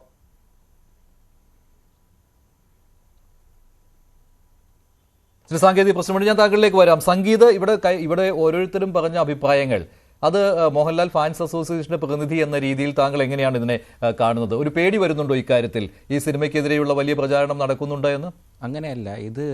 ഈ സിനിമ എനിക്ക് മുമ്പ് സംസാരിച്ച സാറ് പറഞ്ഞതുപോലെ തന്നെ ഇത് ഒരിക്കലും ഒരു രാഷ്ട്രീയ പാർട്ടി അല്ലെങ്കിൽ ഈ സിനിമയിൽ ഇതൊരു ഫിക്ഷൻ മൂവിയാണ്. ഇതിൽ ഒരു സ്ഥലത്ത് പോലും അല്ലെങ്കിൽ ഈ വിമർശനം ഉണ്ടായ സീനുകളിൽ ഒരിക്കൽ പോലും ഇത് ഈ ഒരു ഇൻസിഡൻറ്റിൻ്റെ ഭാഗമായിട്ടാണെന്നോ അങ്ങനെ ഒന്നുമില്ല. അതൊക്കെ എന്തോന്ന്, അത് ഓരോരുത്തരുടെ അവരുടേതായ നറേറ്റീവിൽ അവർ സൃഷ്ടിച്ചുണ്ടാക്കുന്നതാണ്. അല്ലാതെ ഒരിക്കലും സിനിമയിൽ ഒരിടത്തും പറഞ്ഞിട്ടില്ല ഇത് ഇന്ന ഇൻസിഡൻറ്റിൻ്റെ കാര്യമായിട്ട് അല്ലെങ്കിൽ ഇന്ന ഇതായിട്ട് നടത്തുന്നതാണെന്ന് ഒരിടത്തും പറഞ്ഞിട്ടില്ല. പിന്നെ ഈ ഹേറ്റ് ക്യാമ്പയിൻ എന്ന് പറയുന്നത് ഇപ്പം ഈ ഒരു വിഷയമുണ്ട്. അതായത് സിനിമയുടെ തലേ ദിവസം, അതായത് 27-ാം തീയതി സിനിമ ഇറങ്ങുന്ന ദിവസം വാട്സപ്പിൽ ചില ഗ്രൂപ്പുകളിലൊക്കെ കണ്ട മെസ്സേജ് എന്ന് പറഞ്ഞാൽ അന്ന് ഈ ഇസ്ലാമിക വിശ്വാസപ്രകാരം ലൈലത്തുൽ ഖദ്ർ എന്ന് പറയുന്ന ഒരു റമദാൻ മാസത്തിലൊരു പുണ്യ ദിവസമാണ്. അപ്പോൾ ആ പുണ്യ ദിവസത്തിൽ ഈ സിനിമ ഇതൊരു പ്രൊപ്പഗാൻഡയാണ്, ഇത് സാത്താൻ വർഷിപ്പിനെ അല്ലെങ്കിൽ സാത്താൻ ആരാധനയെ ഗ്ലോറിഫൈ ചെയ്യുന്ന ഒരു മൂവിയാണ്. അപ്പോൾ ഒരിക്കലും നല്ലവരായിട്ടുള്ള അല്ലെങ്കിൽ വിശ്വാസികളായിട്ടുള്ള മുസ്ലിങ്ങൾ ഈ സിനിമ കാണരുത്, മുസ്ലിങ്ങൾ ഈ സിനിമ ബഹിഷ്കരിക്കണമെന്ന രീതിയിലുള്ള ഹേറ്റ് ക്യാമ്പയിൻ വന്നിട്ടുണ്ട്. അതേപോലെ തന്നെ ഇപ്പോഴും ഇത് ഒരു ടൂളായിട്ട് തന്നെയാണ് ഇപ്പം സംഘപരിവാറിൻ്റെ പ്രസ്ഥാനങ്ങളിൽപ്പെട്ട പല ആൾക്കാരും പറയുന്നു അവരാരും സിനിമയ്ക്കെതിരല്ല, അവരെല്ലാവരും സിനിമ കണ്ടതാണെന്ന് പറയുന്നു. പക്ഷേ ഈ സിനിമയ്ക്കെതിരായിട്ട് സംഘപരിവാർ ഗ്രൂപ്പുകളിൽ നിന്ന് വരുന്നു എന്ന് പറയുന്ന ഈ പോസ്റ്റുകളൊക്കെ ശരിക്കും പറഞ്ഞാൽ അത് പരിശോധിച്ച് നോക്കിയാൽ ശരിക്കും അതെല്ലാം ഫേക്ക് ഐഡിയകളാണ്. അപ്പം സംഘപരിവാറിനെ അല്ലെങ്കിൽ ഈ പ്രസ്ഥാനത്തെ അല്ലെങ്കിൽ സംഘപരിവാർ പ്രസ്ഥാനങ്ങളെല്ലാം ടൂളാക്കി എടുത്തുകൊണ്ട് ഇതൊരു ഡീഗ്രേഡിങ്ങിന്റെ അവസരമായിട്ട് കണ്ട് മുതലെടുക്കുകയാണെന്നാണ് എനിക്ക് പറഞ്ഞത്. വ്യക്തിപരമായിട്ടാണ് ഓരോരുത്തരും പോസ്റ്റുകൾ ഇടുന്നത് എന്നാണ്, അതല്ലാതെ സംഘടനയായിട്ട് ആഹ്വാനം ചെയ്തിട്ടില്ല. ഇപ്പോൾ ഹിന്ദു ഐക്യവേദി അങ്ങനെ ഒരു ആഹ്വാനം നടത്തിയിട്ടില്ല. അതിന്റെ ഉത്തരവാദിത്തപ്പെട്ട പ്രതിനിധിയാണ് ശ്രീ RV ബാബു. സംഗീത്, ഇപ്പം വ്യക്തിപരമായിട്ട് ഇപ്പം ഏതൊരു വ്യക്തിക്കും ഇപ്പം പറഞ്ഞത് എല്ലാവർക്കും അവരുടെ അവകാശമുണ്ട്, ഇല്ലെന്നല്ല. ഇപ്പം ഈ സിനിമ ഇങ്ങനെ ഒരു പ്രൊപ്പഗാൻഡ, അതായത് ഈ സിനിമ കടന്നു പോകുന്ന ഒരു 3 ഫേസിലൂടെയാണ്. അതായത് സയ്യിദ് മസൂദ് എന്ന് പറയുന്ന ഒരു ക്യാരക്ടറിൻ്റെ ഫേസിലൂടെയാണ്, സ്റ്റീഫൻ നെടുമ്പള്ളി എന്ന് പറയുന്ന ഒരു ക്യാരക്ടറിൻ്റെ ഫേസിലൂടെയാണ്, അതേപോലെ തന്നെ അബ്രഹാം ഖുറേഷി എന്ന് പറയുന്ന ഒരു ക്യാരക്ടറിൻ്റെ ഫേസിലൂടെയാണ്. അപ്പോൾ ഈ സിനിമയിൽ ഒരിക്കലും മോഹൻലാൽ എന്ന് പറയുന്ന ഒരു കഥാപാത്രം ഒരിക്കലും ഈ ലാലേട്ടൻ ഫാൻസിൻ്റെ പ്രതിനിധിയായിട്ടാണല്ലോ ഞാൻ വന്നത്. അപ്പോൾ ലാലേട്ടൻ ഒരിക്കലും ഈ സിനിമയിൽ ഏതെങ്കിലും ഒരു വിഷയത്തെയോ അല്ലെങ്കിൽ ഏതെങ്കിലും ഒരു മതത്തെയോ ഏതെങ്കിലും ഒരു രാഷ്ട്രീയ പാർട്ടിയോ വിമർശിക്കുന്ന ഒരു സീനിലും ആ സിനിമയിൽ അഭിനയിച്ചിട്ടില്ല എന്ന് തന്നെയാണ് എൻ്റെ വിശ്വാസം. ലാലേട്ടനായിട്ട് അഭിനയിച്ചിട്ടില്ല. ഇനി അങ്ങനെ എന്തെങ്കിലും ഒരു ആർക്കെങ്കിലും വിഷമിപ്പിക്കുന്ന ഏതെങ്കിലും രാഷ്ട്രീയ പാർട്ടിയെ ദുരുപയോഗം ചെയ്ത് അതിലൊരു പ്രൊപ്പഗാൻഡയുടെ ഭാഗമായിട്ട് ഈ സിനിമ ഉണ്ടായി പോയിട്ടുണ്ടെങ്കിൽ അതിന്റെ ഉത്തരം മറ്റൊരു തരത്തിലുള്ള പ്രചാരണം. ഈ പ്രചാരണങ്ങൾ പല രീതിയിലുള്ള വാചകങ്ങളാണല്ലോ പരക്കുന്നത്. അതിലുള്ളത് പൃഥ്വിരാജ് മോഹൻലാലിനെ പറ്റിച്ചു എന്നാണ്. കാരണം മോഹൻലാലിന്റെ ഒരു രാഷ്ട്രീയം അത് ഇപ്പോൾ സമൂഹത്തിന് മുന്നിൽ വന്നപ്പോൾ അതിന്റെ എതിർ രാഷ്ട്രീയമായി മാറി. അപ്പോൾ മോഹൻലാൽ അവിടെ അപമാനിക്കപ്പെട്ടു എന്നൊക്കെ പറഞ്ഞുകൊണ്ട് ഈ സ്ക്രിപ്റ്റിൽ തിരുത്തലുകൾ വരുത്തി. അത് മുരളി ഗോപിക്കെതിരെയുള്ള കാര്യമാണ്. പിന്നെ മുരളി ഗോപി ഈ സിനിമയുടെ പ്രൊമോഷന്റെ ഒരു ഘട്ടത്തിൽ പോലും വന്നിട്ടില്ല. മുരളി ഗോപിയെ ആരും കണ്ടിട്ടില്ല. അതിന് കാരണം എന്താണെന്ന് ഈ പറയുന്ന പ്രചാരണം നടത്തുന്നവർ തന്നെ കണ്ടെത്തുന്ന കാര്യം, ഈ സ്ക്രിപ്റ്റിൽ മാറ്റങ്ങൾ വരുത്തി രാഷ്ട്രീയം തിരിച്ചു. അതിൽ മുരളി ഗോപി അസംതൃപ്തനാണെന്ന്. ഇതൊക്കെ ശ്രദ്ധിച്ചുവല്ലോ താങ്കൾ അല്ലേ? ശ്രദ്ധിച്ചിട്ടുണ്ട്. അത് വേറൊരു കാര്യം. ഇത് പൃഥ്വിരാജ് ഇതിന്റെ പ്രൊപ്പഗാൻഡയുടെ ഭാഗമായിട്ടാണ് ഇത് സിനിമ ഇറക്കിയിട്ടുണ്ടെങ്കിൽ അതിന്റെ ഉത്തരം തരേണ്ടത് പൃഥ്വിരാജാണ്. ഇപ്പോൾ ഒരു സീനിൽ പോലും ലാലേട്ടൻ നമുക്ക് എല്ലാവർക്കും അറിയാം. എനിക്കെന്നല്ല 47 വർഷമായിട്ട് 40-41 വർഷമായിട്ട് മലയാളികൾക്ക് മുഴുവനും അറിയാം. ഒരാളെ പോലും വേദനിപ്പിക്കുക അല്ലെങ്കിൽ എല്ലാ രാഷ്ട്രീയ ഇപ്പം ഇവിടെ സംഘപരിവാറിൻ്റെ ആൾക്കാരുണ്ട്, ഇവിടെ ഇടതുപക്ഷത്തിൻ്റെ ആൾക്കാരുണ്ട്. എല്ലാ ആൾക്കാരോടൊപ്പം തന്നെ ഇപ്പം ലാലേട്ടൻ നരേന്ദ്രമോദിയായിട്ട് ഒരുപാട് ചേർന്ന് പ്രവർത്തിച്ചിട്ടുണ്ട്. ഒരുപാട് നരേന്ദ്രമോദിയുടെ പല നിലപാടുകളിലും ലാലേട്ടൻ പിന്തുണ അറിയിച്ചിട്ടുണ്ട്. അതേപോലെ തന്നെ ദേശാഭിമാനിയുടെ അക്ഷരമുറ്റം പരിപാടിയുടെ അക്ഷരമുറ്റം എന്ന് പറയുന്ന ഒരു പദ്ധതിയുടെ ബ്രാൻഡ് അംബാസിഡറാണ് ലാലേട്ടൻ. അങ്ങനെ ഒരുപാട് എല്ലാ രാഷ്ട്രീയക്കാരെയും ഒപ്പം നിർത്തിയിട്ട് ലാലേട്ടൻ മുന്നോട്ട് പോയിട്ടുള്ളൂ. അപ്പം നമുക്ക് ഈ സിനിമയ്ക്ക് എല്ലാവരും കൂടെ വേണം. ഒരിക്കലും ഇത്ര ആൾക്കാരെ ഈ ഒരു പാർട്ടിക്കാരെ അല്ലെങ്കിൽ ഒരു രാഷ്ട്രീയക്കാരെ വിമർശിച്ചുകൊണ്ട് ഈ സിനിമ വിജയിപ്പിക്കണം അങ്ങനെ ഒന്നുമില്ല. ഇപ്പം ഞാൻ വരുന്ന സ്ഥലം, അതായത് ഞാൻ തിരുവനന്തപുരം സിറ്റിക്കകത്തുള്ള ചൂഴാറ്റുകോട്ട എന്ന് പറഞ്ഞ സ്ഥലത്താണ്. എൻ്റെ സ്ഥലം എന്ന് പറയുന്നത് RSSൻ്റെ പാരമ്പര്യമായിട്ട് RSSൻ്റെ സംഘപരിവാറിൻ്റെ അടിത്തറയുള്ള അത്രമാത്രം വലിയ ഒരു സംഘപരിവാർ പ്രവർത്തനമുള്ള ഒരു സ്ഥലമാണ്. അവിടെയുള്ള പല മുതിർന്ന ആൾക്കാരും പല മുതിർന്ന സംഘപ്രവർത്തകരും സിനിമയായിട്ട് കണ്ട് അവരെന്താണ് പിന്തുണ അറിയിക്കുകയും ചെയ്തിട്ടുണ്ട്. അതേപോലെ തന്നെ നല്ല റിവ്യൂ സിനിമ കിട്ടിയിട്ടുമുണ്ട്. അപ്പം ഇനിയിപ്പം RV ബാബു സാർ പറഞ്ഞതുപോലെ തന്നെ എന്തെങ്കിലും രീതിയിൽ ഹെഡ് ക്യാമ്പയിൻ അല്ലെങ്കിൽ ആർക്കെങ്കിലും അതിന് എതിർപ്പുണ്ടെങ്കിൽ അവർക്ക് അതിനുള്ള എതിർപ്പ് അറിയിക്കാനുള്ള അവകാശമുണ്ട്. അത് ശ്രീ ജോസ് തോമസ് താങ്കൾ പറഞ്ഞു വന്ന് മുഴുവിപ്പിച്ചോളൂ. RV ബാബു പറഞ്ഞതിനെ കുറിച്ചാണല്ലോ താങ്കളുടെ പ്രതികരണം. പറഞ്ഞോളൂ ശ്രീ ജോസ് തോമസ്. ശബ്ദം കിട്ടുന്നില്ല, ഒന്ന് അൺമ്യൂട്ട് ചെയ്യുമോ? RV ബാബു പറഞ്ഞു വന്നപ്പോൾ ഒരു കാര്യം പറയുന്നത് കേട്ടു. ഇവിടെ സംഘപരിവാറിനെ അല്ലെങ്കിൽ BJPയെ RSSനെയോ കുറ്റപ്പെടുത്തിയപ്പോൾ തൊട്ടപ്പുറത്ത് PDP അല്ലെങ്കിൽ മത തീവ്രവാദികളെ കുറിച്ച് ഒരു അക്ഷരം പറഞ്ഞിട്ടില്ല. അവരെ കൂടി അതിൽ ചിത്രീകരിച്ചിരുന്നെങ്കിൽ, മോശമായി ചിത്രീകരിച്ചിരുന്നെങ്കിൽ കുഴപ്പമുണ്ടായില്ലായിരുന്നു എന്നാണ് അദ്ദേഹം പറഞ്ഞത് എനിക്ക് തോന്നിയത്. എനിക്കത് ഭയങ്കര അത്ഭുതമായിട്ട് തോന്നി. അതെ, എല്ലാവരെയും കുറ്റപ്പെടുത്തി ഒരു സിനിമ ചെയ്തിരുന്നെങ്കിൽ നന്നാവുമായിരുന്നു എന്ന് അദ്ദേഹം പറയുമ്പോൾ അദ്ദേഹം അതിൽ വ്യക്തമായ രാഷ്ട്രീയം കാണും. ഞാൻ അതിൽ സിനിമ മാത്രമേ കാണുന്നു. അതിൽ രാഷ്ട്രീയം കണ്ടുപിടിച്ച് നമ്മൾ എത്രയോ നല്ല രാഷ്ട്രീയ സിനിമകൾ കണ്ട് പരിചയിച്ച നാടാണ് കേരളം. ടി ദാമോദരൻ മാഷിന്റെ എത്രയോ സിനിമകൾ, രഞ്ജി പണിക്കരുടെ സിനിമകൾ, ഇതിലൊക്കെ രാഷ്ട്രീയം ചർച്ച ചെയ്തിരുന്നില്ലേ? അന്നൊന്നുമില്ലാത്ത ഈ വികാര പ്രകടനങ്ങൾ ഇപ്പോൾ ഉണ്ടാകുന്നതിന്റെ കാര്യം എന്താണ്? എനിക്കതാണ് അത്ഭുതം. സിനിമയെ കാണാൻ കഴിയാത്ത ഈ രാഷ്ട്രീയ പ്രവർത്തകർ. ഞാൻ BJP അഭിനന്ദിക്കുന്നു. അവർ പറഞ്ഞു സിനിമ എന്നത് ആവിഷ്കാര സ്വാതന്ത്ര്യമുള്ള ഒരു കലയാണ്, ആരും അതിനെതിരെ പ്രതികരിക്കേണ്ട എന്ന് പറഞ്ഞിട്ടും അവിടുന്നും ഇവിടുന്നും ഒക്കെ ഒറ്റപ്പെട്ടതല്ല ഗ്രൂപ്പായിട്ടുള്ള ശബ്ദങ്ങൾ കേൾക്കുന്നു. അത് ഹെയ്റ്റ് ക്യാമ്പയിന്റെ ഭാഗമായി ഞാൻ കരുതുന്നു. അത് ആ സിനിമയെ തോൽപ്പിക്കുക എന്ന് പറയുന്ന ഒരു കാര്യമാണെന്നാണ് എനിക്ക് തോന്നുന്നത്. അതിൽ രാഷ്ട്രീയം എത്രത്തോളം ഉണ്ട് എന്ന് എനിക്കിപ്പോ ഈ BJPയുടെ ഒക്കെ അഭിപ്രായ പ്രകടനങ്ങൾ കാണുമ്പോൾ രാഷ്ട്രീയം മാത്രമാണോ അതിലുള്ളത് എന്നെനിക്ക് സംശയവും. പിന്നെ ഇപ്പോൾ താങ്കൾ തന്നെ പറഞ്ഞു മുരളി ഗോപി ഒരു പ്രമോഷന് പോലും കണ്ടില്ല. ഞാനതൊരു ഫേസ്ബുക്ക് കുറിപ്പ് പോലും കണ്ടിരുന്നു. മുരളി ഗോപി എന്തുകൊണ്ടാണ് രംഗത്ത് കാണാത്തത്? അത് മുരളി ഗോപിക്ക് പിണക്കമുള്ളത് കൊണ്ടാണോ അതോ അദ്ദേഹത്തിന് ബുദ്ധിമുട്ടുള്ളത് കൊണ്ടാണോ എന്ന് അറിയില്ല. എല്ലാ സ്ഥലത്തും നിറഞ്ഞു നിൽക്കുന്നത് മോഹൻലാലോ അല്ലെങ്കിൽ പൃഥ്വിരാജോ ആണ്. ഇനി നിങ്ങൾ കേൾക്കാത്ത ഒരു കാര്യം കൂടെ കേട്ടിട്ടുണ്ടോ എന്ന് എനിക്ക് സംശയമുണ്ട്. ഞാൻ ഇന്ന് കാറിൽ ഡ്രൈവ് ചെയ്ത് പോരുമ്പോൾ ഒരു വീഡിയോയിൽ ഒരു യൂട്യൂബിൽ കണ്ടു ഒരു ക്രിസ്ത്യൻ ലേഡിയുടെ ശബ്ദം. ക്രിസ്ത്യാനികൾ ആരും ഈ സിനിമ കാണരുത്, ഇത് ക്രിസ്ത്യാനിറ്റിയെ അപമാനിക്കുന്നതിന് തുല്യമാണ്, എന്നിട്ട് അവർ ഈശോമിശിഹായ്ക്ക് സ്തുതിയായിരിക്കട്ടെ എന്നൊക്കെ പറഞ്ഞാണ് തുടങ്ങിയിരിക്കുന്നത്. അതിൽ കുരിശു കാണിക്കുന്നു, അതിൽ സാത്താനെ വർണ്ണിക്കുന്നു. അതായത് കർത്താവിനെതിരെയുള്ള ഒരു സിനിമയാണ് എന്ന് പറഞ്ഞ് ക്രിസ്ത്യാനികളുടെ ഹെയ്റ്റ് ക്യാമ്പയിൻ. എന്തൊരു അത്ഭുതമാണ്! ഈ നാട് എങ്ങോട്ടാണ് പോകുന്നത്? എനിക്ക് ആദ്യം ഞാൻ ചിരിച്ചു, പിന്നീട് അത് കുറച്ച് ലെങ്തി ശബ്ദമാണ് ആ വോയിസ് മെസ്സേജ്. അതിൽ പറയുകയാണ് ഒരൊറ്റ ക്രിസ്ത്യാനി ഈ സിനിമ കാണാൻ പോരുന്നത്. ഇപ്പോ ഹിന്ദുക്കൾ അല്ലെങ്കിൽ BJPക്കാർ പറയുന്നു ഹിന്ദുത്വത്തെ തകർക്കാൻ ശ്രമിക്കുകയാണ്, അവരിത് കാണരുത്. അപ്പൊ പിന്നെ ആരാ കാണേണ്ടത്? സിനിമ എന്ന ആസ്വാദന കലയെ ഇങ്ങനെ തകർക്കാൻ പാടുണ്ടോ? അതാണ് എന്റെ ചോദ്യം. ഇവിടുത്തെ രാഷ്ട്രീയക്കാരോടാണ് എനിക്ക് ചോദിക്കാനുള്ളത്. ആരെങ്കിലും ഇങ്ങനെ സിനിമയ്ക്ക് വേണ്ടി ഹെയ്റ്റ് ക്യാമ്പയിൻ നടത്തുന്നുണ്ടെങ്കിൽ, നിങ്ങൾ രാഷ്ട്രീയം അതിന് ഉപകരണമാക്കുന്നുണ്ടെങ്കിൽ, ഉപയോഗിക്കുന്നുണ്ടെങ്കിൽ, നിങ്ങൾ ചെയ്യുന്നത് ഒരു വ്യവസായത്തോട് ചെയ്യുന്ന, സിനിമ എന്ന കച്ചവടത്തോട് ചെയ്യുന്ന ഏറ്റവും വലിയ വഞ്ചനയാണ്. അതുപോലെ തന്നെ ശ്രീ ജോസ് തോമസ്, ഈ സിനിമയുടെ രാഷ്ട്രീയം ഏറ്റെടുത്തുകൊണ്ടാണല്ലോ എതിരായിട്ട് നിൽക്കുന്ന രാഷ്ട്രീയ പാർട്ടികൾ പ്രചാരണം നടത്തുന്നത്. അതിന്റെയും ആവശ്യമുണ്ടോ ഇതിന്റെ സിനിമയുടെ ഈ രാഷ്ട്രീയം മാത്രം കണ്ടുകൊണ്ടുള്ള പോസിറ്റീവ് പ്രചാരണം? അല്ല, അത് വളരെ തെറ്റാണ്. കാരണം ഒരു സിനിമ പറയുന്നത്, ഞാൻ നേരത്തെ പറഞ്ഞത് ഫിക്ഷനാണ്, ഒരു കഥ പറയും. ആ കഥയിൽ ഒരു മറ്റൊരു ഗ്രൂപ്പ് എന്ന് പറയുകയാണ്, അവരെ തകർത്ത് കളഞ്ഞിരിക്കുന്നു എന്ന് പറഞ്ഞാൽ ഇവരൊക്കെ ഈ രാഷ്ട്രീയ കച്ചവടക്കാർ ഇത്തരം രാഷ്ട്രീയ കച്ചവടക്കാർ ഈ ഇടപാട് നിർത്തണം. സിനിമയെ സിനിമയായി കാണണം, രാഷ്ട്രീയം രാഷ്ട്രീയമായി കാണണം. ശ്രീ ഷാബു പ്രസാദ്, അതല്ലെങ്കിൽ ഇത് വളരെയധികം ബുദ്ധിമുട്ടാവും. ഇനി അങ്ങോട്ടും ഈ രീതിയിലുള്ള പ്രചാരണങ്ങളുടെ ബലം കൂടും. അത് മാത്രമല്ല, ഞാൻ പറയുന്നത് ഈ സിനിമയിൽ എല്ലാവരെയും, എല്ലാ രാഷ്ട്രീയ പാർട്ടികൾക്കും ഒരു കൊട്ട് കൊടുത്തിട്ടുണ്ട്. ശ്രീ ഷാബു പ്രസാദ്.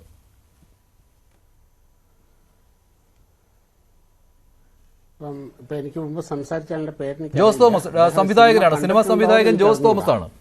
അദ്ദേഹത്തിന്റെ പ്രതികരണത്തിൽ നിന്ന് എനിക്ക് ജോസ് തോമസ് ഓക്കെ, അദ്ദേഹം ഇത് സിനിമ കണ്ടോ ഇല്ലയോ എന്നുള്ളത് എനിക്കറിയില്ല. ഇത് അടിമുടി ആദ്യം മുതൽ അവസാനം വരെ ഈ സിനിമയ്ക്കകത്ത് രാഷ്ട്രീയമാണ് കൈകാര്യം ചെയ്യുന്ന ഈ സിനിമ. എല്ലാ രാഷ്ട്രീയ പാർട്ടികളെയും അതിനെ സിംബോളിക്കായിട്ട് റെപ്രസെന്റ് ചെയ്തും അടിമുടി രാഷ്ട്രീയ സിനിമയാണിത്. പിന്നെ അദ്ദേഹം ഇവിടെ പറയുന്നു, ആരുടെയും പേരെടുത്ത് പറഞ്ഞിട്ടില്ല, ഇതൊരു ഫിക്ഷനാണ്. ഈ ഒരു കാര്യമുണ്ട് മഞ്ജുഷേ, നമുക്ക് കാര്യങ്ങൾ പറയാതെ പറയാൻ പറ്റും. ഒരുപാട് കാര്യങ്ങളുണ്ട്, പ്രത്യേകിച്ച് സിനിമയിൽ പറയാതെ പറയാൻ പറ്റും. അങ്ങനെ പറയാതെ പറഞ്ഞുകൊണ്ട് പല മെസ്സേജും സ്പ്രെഡ് ചെയ്യാൻ പറ്റും. ആ രീതിയിൽ ഇതിനകത്ത് ചെയ്യുന്നുണ്ട്. അപ്പം ഈ രീതിയിൽ രാഷ്ട്രീയത്തെ ഉപയോഗിച്ചുകൊണ്ട് രാഷ്ട്രീയ പാർട്ടികളെയും നയങ്ങളെയും സ്വീകരിച്ച് സിനിമയുടെ പ്രമേയമാക്കി അതിന്റെ ബേസിൽ ഒരു ഫിക്ഷൻ ഉണ്ടാക്കി പല കാര്യങ്ങളും പറയാതെ പറയുമ്പോൾ ഈ രീതിയിലുള്ള വിമർശനങ്ങളും നിലപാടുകളും കൂടെ സ്വീകരിക്കാനും പ്രത്യാഘാതങ്ങളും കൂടെ സ്വീകരിക്കാനും കൂടെ ഇവർ തയ്യാറായിരിക്കണം. അല്ലാതെ ഇത് സിനിമയാണ്, പൂർണ്ണമായും ഫിക്ഷനാണ്, ഒരു എഴുത്തുകാരന്റെ ഭാവനയിൽ വിരിഞ്ഞ സർഗാത്മക സൃഷ്ടിയാണ് എന്നൊക്കെ പറയുന്നതൊന്നും ഇതിന് ന്യായമല്ല. ഞാൻ സിനിമയെ അത് ഈ പറഞ്ഞ പോലെ രാഷ്ട്രീയ പ്രമേയത്തിനെ സിനിമയാക്കാനുള്ള അവരുടെ എല്ലാ അവകാശത്തിനെയും ഞാൻ സപ്പോർട്ട് ചെയ്യുന്നു. അതുപോലെ തന്നെ അവർ നൽകാൻ ഉദ്ദേശിച്ചിരിക്കുന്ന, അവർ നൽകാൻ ശ്രമിക്കുന്ന സന്ദേശങ്ങളെ വിമർശിക്കാനുള്ള അവകാശങ്ങളെയും നമുക്ക് സപ്പോർട്ട് ചെയ്യണം. അതാണല്ലോ വേണ്ടത്. പിന്നെ ഇവിടെ ഞാൻ പറഞ്ഞല്ലോ, ഇവിടെ കേരളത്തിൽ ഇതിനെ നമ്മുടെ മേപ്പടിയാൻ സിനിമയ്ക്കെതിരെയും മാളികപ്പുറ സിനിമയ്ക്കെതിരെയും ജയ് ഗണേശിനെതിരെയും ഒക്കെ നടത്തിയ പ്രകരണം എന്തിന്റെ പേരിലായിരുന്നു?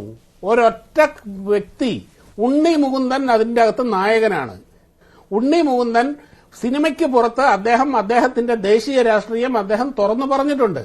ആ ഒരൊറ്റ പേരിൽ ആ മനുഷ്യൻ അഭിനയിച്ച സിനിമയെ എങ്ങനെയെല്ലാം തകർക്കാൻ കഴിയുമോ അത് മുഴുവൻ ചെയ്തിട്ടുണ്ട്.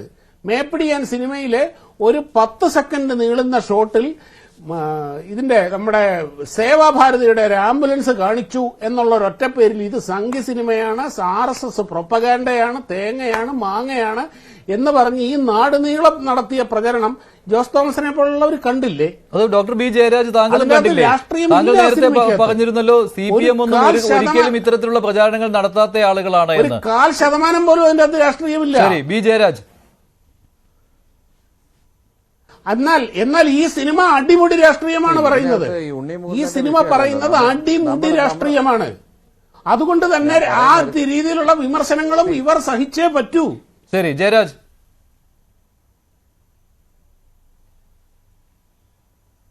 ഇതിനകത്ത് ഈ സിനിമ എന്ന് പറയുന്നത് വളരെ ടെക്നിക്കൽ ബ്രില്യൻസ് ഉള്ള ഒരു സിനിമയാണ്. ഞാൻ കണ്ടാൽ വെച്ചിട്ട് എന്റെ ഒരു അഭിപ്രായം ഞാൻ പറയുകയാണെങ്കിൽ ടെക്നിക്കലി ഇറ്റ് ഇസ് എക്സംപ്ലറി, സൂപ്പർബാണ് ഈ സിനിമയുടെ ടെക്നിക്കൽ രീതികൾ, എടുത്തിരിക്കുന്ന രീതി.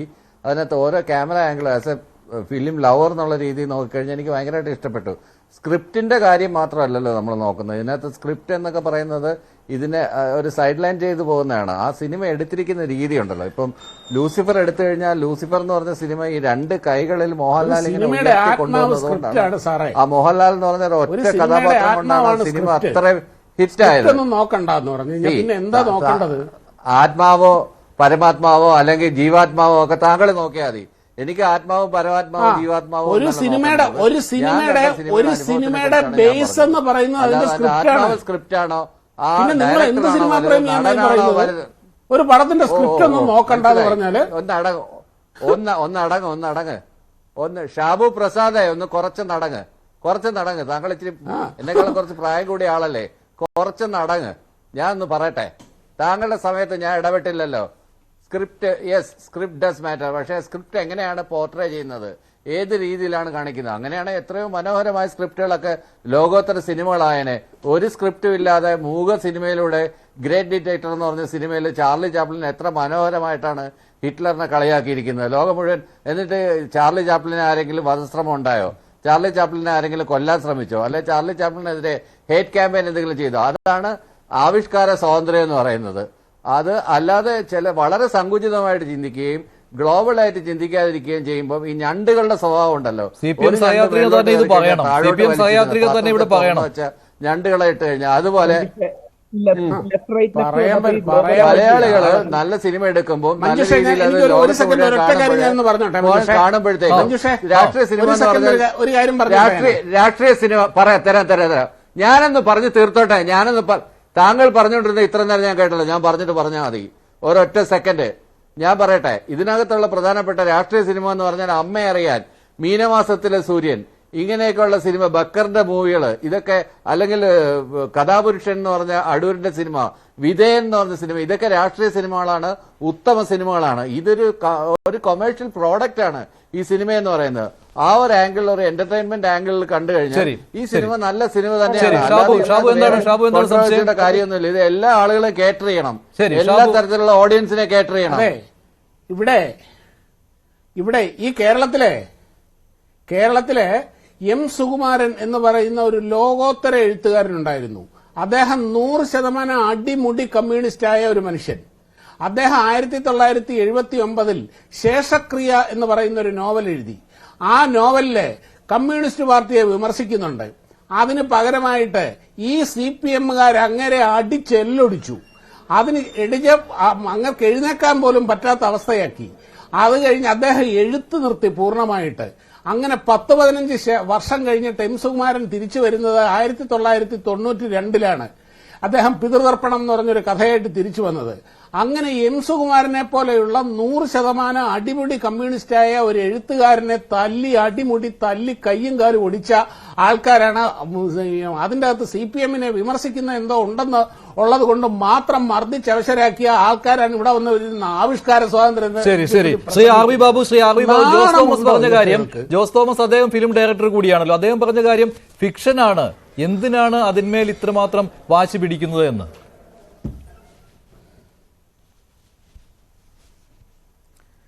ജോസ് തോമസ് ഈ കാര്യം മനസ്സിലാക്കാതെ പറയുന്നതല്ല അത്. ഇവിടെ നേരത്തെ സൂചിപ്പിച്ച പോലെ സിനിമകളായിട്ട് കണ്ടാൽ മതി എന്ന് പറഞ്ഞാൽ കേരള സ്റ്റോറിക്ക് ആ സൗജന്യം കൊടുക്കാൻ ഇവിടെ ആരും തയ്യാറായില്ലല്ലോ. സിനിമകളായിട്ട് കണ്ടാൽ മതി എന്ന് പറയുമ്പോൾ കാശ്മീർ ഫയൽസിന് ആ സൗജന്യം കൊടുക്കാനായിട്ട്, ആ രീതിയിൽ കാണാനായിട്ട് ആരും തയ്യാറായില്ലല്ലോ. അതിനൊക്കെ അന്ന് വിമർശിച്ച് വലിയ തോതിൽ വിമർശനങ്ങൾ ഉന്നയിച്ച് കീറിപ്പൊളിക്കുകയായിരുന്നു കേരളത്തിൽ. നമ്മൾ ഈ ചർച്ച അതിനെ സംബന്ധിച്ചുള്ള ചർച്ചകൾ നമ്മളും ഈ ന്യൂസ് 18 നടത്തിയിട്ടുണ്ടല്ലോ. അപ്പോൾ നമുക്ക് സെലക്റ്റീവാണ് പല കാര്യങ്ങളും. ഇവിടെ എന്താണ് പ്രശ്നം? ഇവിടെ പറഞ്ഞു, അതായത് അപ്പുറത്തുള്ള ആൾക്കാരെ കൂടി പറഞ്ഞാൽ നിങ്ങൾക്ക് തൃപ്തിയാകുമായിരുന്നോ, ഒരു ബാലൻസിങ് ഉണ്ടായാൽ തൃപ്തിയാകുമായിരുന്നോ? പലപ്പോഴും ഈ ബാലൻസിങ് ഇല്ലാത്തതാണ് പ്രശ്നം സർ. മറിച്ച് ഏത് വിഷയവും ഏകപക്ഷീയമായ ആക്രമണത്തിന് വിധേയമാകുമ്പോഴാണ് ആ ഭാഗത്തു നിന്നുള്ള പ്രതികരണങ്ങൾ ഉണ്ടാവുക. ഞാൻ ശ്രീ ജോസ് തോമസ് സാറിനെ ഒരു ഉദാഹരണത്തിലൂടെ അത് മനസ്സിലാക്കിക്കാം. അങ്ങേക്കറിയാമല്ലോ, നമ്മുടെ നിർമാല്യം എന്ന സിനിമ ഇറങ്ങിയിട്ട് എത്ര വർഷമായി? നിർമാല്യം ഇറങ്ങിയ സമയത്ത് നമ്മളെല്ലാം കണ്ട് ആസ്വദിച്ച സിനിമയല്ലേ അത്?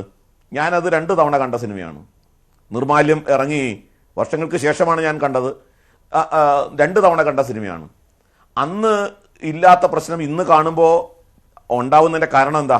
നിർമാല്യം പോലെ ഒരു സിനിമ പിന്നീട് ഇറക്കാൻ ധൈര്യപ്പെടാത്തതിന്റെ കാരണം എന്താ? കാരണം അത് പലപ്പോഴും ഈ സിനിമ എടുക്കുന്നവരും കഥ എഴുതുന്നവരും സാംസ്കാരിക രംഗത്ത് പ്രവർത്തിക്കുന്നവരും ഒക്കെ സെലക്റ്റീവ് ആവുന്നു എന്നുള്ളതുകൊണ്ടാണ്. അവർ ഒരു പക്ഷത്തെ മാത്രം ആക്രമിക്കുന്നു, ഒരു പക്ഷത്തിന്റെ പ്രശ്നങ്ങൾ മാത്രം ഊതിപ്പെരിപ്പിച്ച് കാണിക്കുന്നു. ഇപ്പൊ ഇവിടെ തന്നെ ചർച്ച ചെയ്യപ്പെടുമ്പോൾ പൃഥ്വിരാജിനെ സംബന്ധിച്ചിടത്തോളം ചർച്ച ചെയ്തു. പൃഥ്വിരാജിന്റെ ഇന്റൻഷൻ പലപ്പോഴും ചോദ്യം ചെയ്യപ്പെട്ടിട്ടുണ്ട്. അത് ലക്ഷദ്വീപിന്റെ കാര്യത്തിലാകട്ടെ, CAA വിഷയത്തിലാകട്ടെ, ഓരോ വിഷയത്തിലും പൃഥ്വിരാജ് എടുത്ത രാഷ്ട്രീയ നിലപാടും കൂടിയും ചേർത്ത് വെച്ചിട്ടാണ് ഈ സിനിമയെ കാണുന്നത്. സ്വാഭാവികമല്ലേ? എപ്പോഴും അങ്ങനെയല്ലേ ഉണ്ടാവുള്ളൂ. പൃഥ്വിരാജിന്റെ മുൻ നിലപാടുകളും ഈ സിനിമയിൽ പൃഥ്വിരാജ് സ്വീകരിച്ച നിലപാടും കൂടിയും ചേർത്ത് വെച്ച് ആളുകൾ പ്രേക്ഷകരത് വായിക്കില്ലേ? അപ്പൊ ഈ സിനിമയിൽ ഗുജറാത്ത് കലാപം മുസ്ലിങ്ങളെ ഏകപക്ഷീയമായി കൊന്നൊടുക്കിയതാണ്. ഗതാഗതത്തായ മുരളി ഗോപിയുടെ രാഷ്ട്രീയത്തെ കുറിച്ച് വേറൊരു ചർച്ചയായിരുന്നു കേരള സമൂഹത്തിൽ നടന്നിരുന്നത്. ഇപ്പോൾ ഇവിടെ നേരത്തെ പറഞ്ഞത് ലെഫ്റ്റ് റൈറ്റ് ലെഫ്റ്റ്, അതിന്റെ തിരക്കഥാകൃത്തായിരുന്നുവല്ലോ. അന്ന് അദ്ദേഹം ഏത് രീതിയിലുള്ള വിമർശനമാണ് ഏറ്റുവാങ്ങിയത്? അല്ല, ഞാൻ മുരളി ഗോപിയെ കുറിച്ചല്ല പറഞ്ഞത്.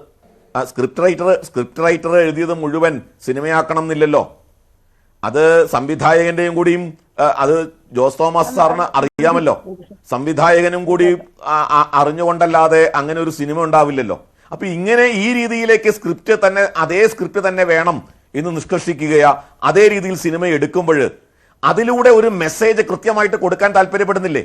ഇപ്പൊ ഇവിടെ നോക്കൂ, തീർത്തും നിഷ്കളങ്കമായിട്ട് പറയാൻ സാധിക്കുന്ന കാര്യമാണ്. അതായത് സംഭവിക്കുന്നതാണോ കേരളത്തിൽ? ബാബു, അങ്ങനെയാണെങ്കിൽ മുരളി ഗോപി എഴുതി വെച്ച സ്ക്രിപ്റ്റ്, അദ്ദേഹം മുന്നോട്ട് വെച്ച രാഷ്ട്രീയം, അതിനെ കീഴ്മേൽ മറിച്ചു എന്ന് പറയേണ്ടി വരുമല്ലോ. ആ പ്രചാരണവും നടക്കുന്നുണ്ടല്ലോ. അത് മുരളി ഗോപിയാണ് വ്യക്തമാക്കേണ്ടത്. എനിക്കതിനെ കുറിച്ച് പറയാൻ നിവൃത്തിയില്ല. മുരളി ഗോപി പറയണം, താൻ എഴുതിയ സ്ക്രിപ്റ്റ് തന്നെ അക്ഷരം പ്രതി മാറ്റാതെയാണ് ഈ സിനിമ ഉണ്ടായത് എന്ന് മുരളി ഗോപി വ്യക്തമാക്കിയാൽ നമുക്ക് പ്രശ്നമൊന്നുമില്ല. ഞാൻ പറയുന്നത് ഈ സിനിമ ആസ് സച്ച് ഇപ്പോ നമ്മൾ കാണുമ്പോൾ മനസ്സിലാക്കുന്നത് എന്താ? നോക്കൂ, കേരളത്തിലെ ഒരു ഹിന്ദുത്വ രാഷ്ട്രീയ പ്രസ്ഥാനം, ജോസ് തോമസ് സാർ എന്താണ്, നമ്മളൊക്കെ അരിയാഹാരം കഴിക്കുന്നവരല്ലേ? ആ പ്രസ്ഥാനത്ത് അത് കേവലം ഫിക്ഷനാണ് എന്ന് പറഞ്ഞാൽ അത് തൊണ്ട തൊടാതെ വിഴുങ്ങാൻ കഴിയുമോ? ആ പ്രസ്ഥാനം അക്രമത്തിന്റെ എന്നുള്ള പ്രചാരണം പോലും നടക്കുന്നുണ്ട് എന്നാണ്. അല്ല, ക്രിസ്ത്യാനികൾ ഈ സിനിമ കാണരുത് എന്ന് പറയുന്നത് വേറൊരു ആംഗിളിലാണ്. അത് ലൂസിഫർ ഇറങ്ങിയപ്പോഴും ആ ചർച്ച ഉണ്ടായിരുന്നു. അതായത് ചെകുത്താൻ എന്ന ആ ഒരു ആശയത്തെ പ്രൊമോട്ട് ചെയ്യുന്ന ഒരു സിനിമയാണ് ലൂസിഫർ എന്നും അത് ക്രൈസ്റ്റിന്റെ സങ്കല്പങ്ങൾക്കെതിരാണ് എന്നും ഉള്ള വ്യാഖ്യാനങ്ങൾ ലൂസിഫർ ഇറങ്ങിയപ്പോൾ ഉണ്ടായിരുന്നു. അത് തന്നെ ആവർത്തിക്കുന്നു എന്ന് മാത്രമേ ഉള്ളൂ.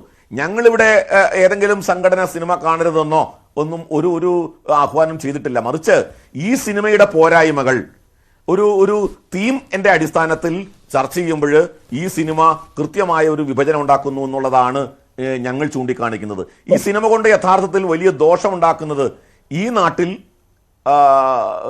സത്യത്തിൽ തീവ്രവാദികളായിട്ടുള്ള ആ സംഘടനകളെയും ആളുകളെയും അവരെ തൊടാതെ ഏത് പ്രസ്ഥാനങ്ങളാണ് ഇവിടെ നിരോധിക്കപ്പെട്ടത്, ഏതൊക്കെ സംഘടനകളാണ് നിരോധിക്കപ്പെട്ടത്, അത്തരം ആശയ പരിസരത്തെ തൊടാതെ ഹിന്ദുത്വ എന്ന ആശയം പ്രതിദാനം ചെയ്യുന്ന ഒരു സംഘടനയെ ബിംബവൽക്കരിച്ച് അത് തിന്മകളുടെ മൊത്തം കുത്തകയാണ്, അല്ലെങ്കിൽ ഉത്തരവാദിത്വം, എല്ലാ തിന്മകളുടെയും ഉത്തരവാദിത്വം അതിനാണ് എന്ന് വരുത്തുന്നത് കേവലം ഫിക്ഷന്റെ ആ അലങ്കാരത്തിൽ ഒതുക്കി നിർത്തിക്കൊണ്ട് മാത്രം കാണാൻ നമുക്കാവില്ല.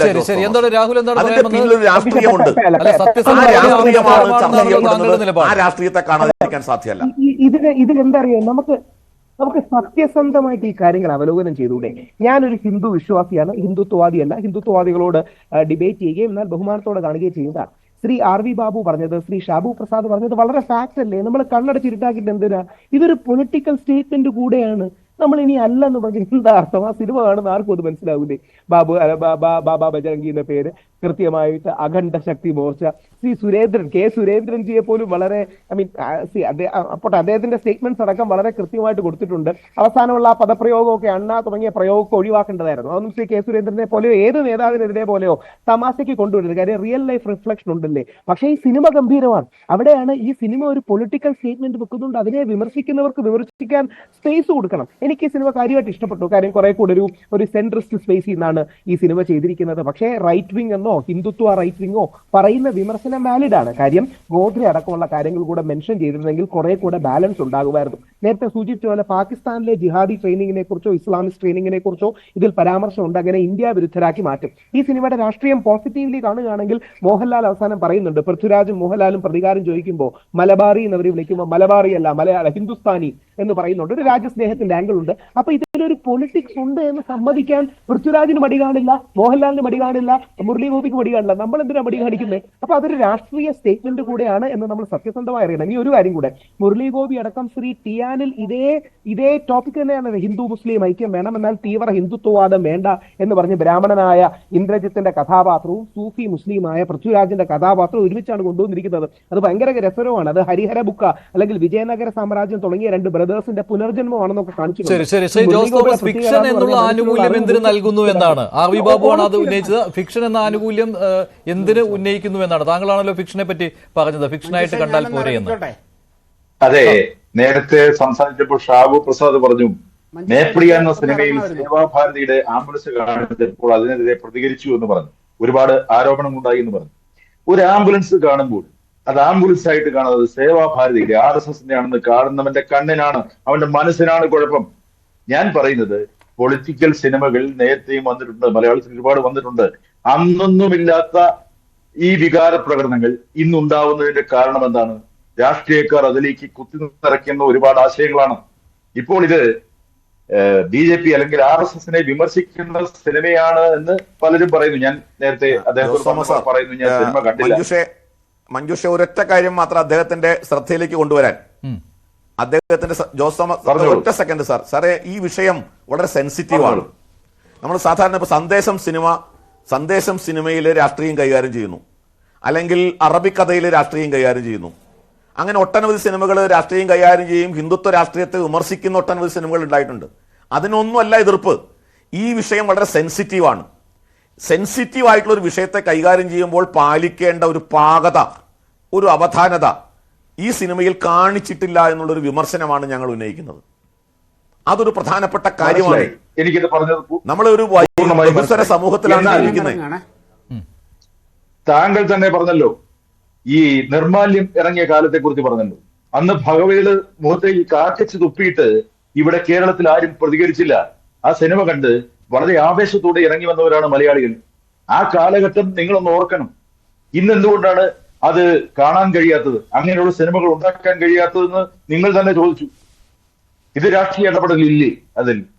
അല്ലെങ്കിൽ മതങ്ങളുടെ ഇടപെടലില്ലേ?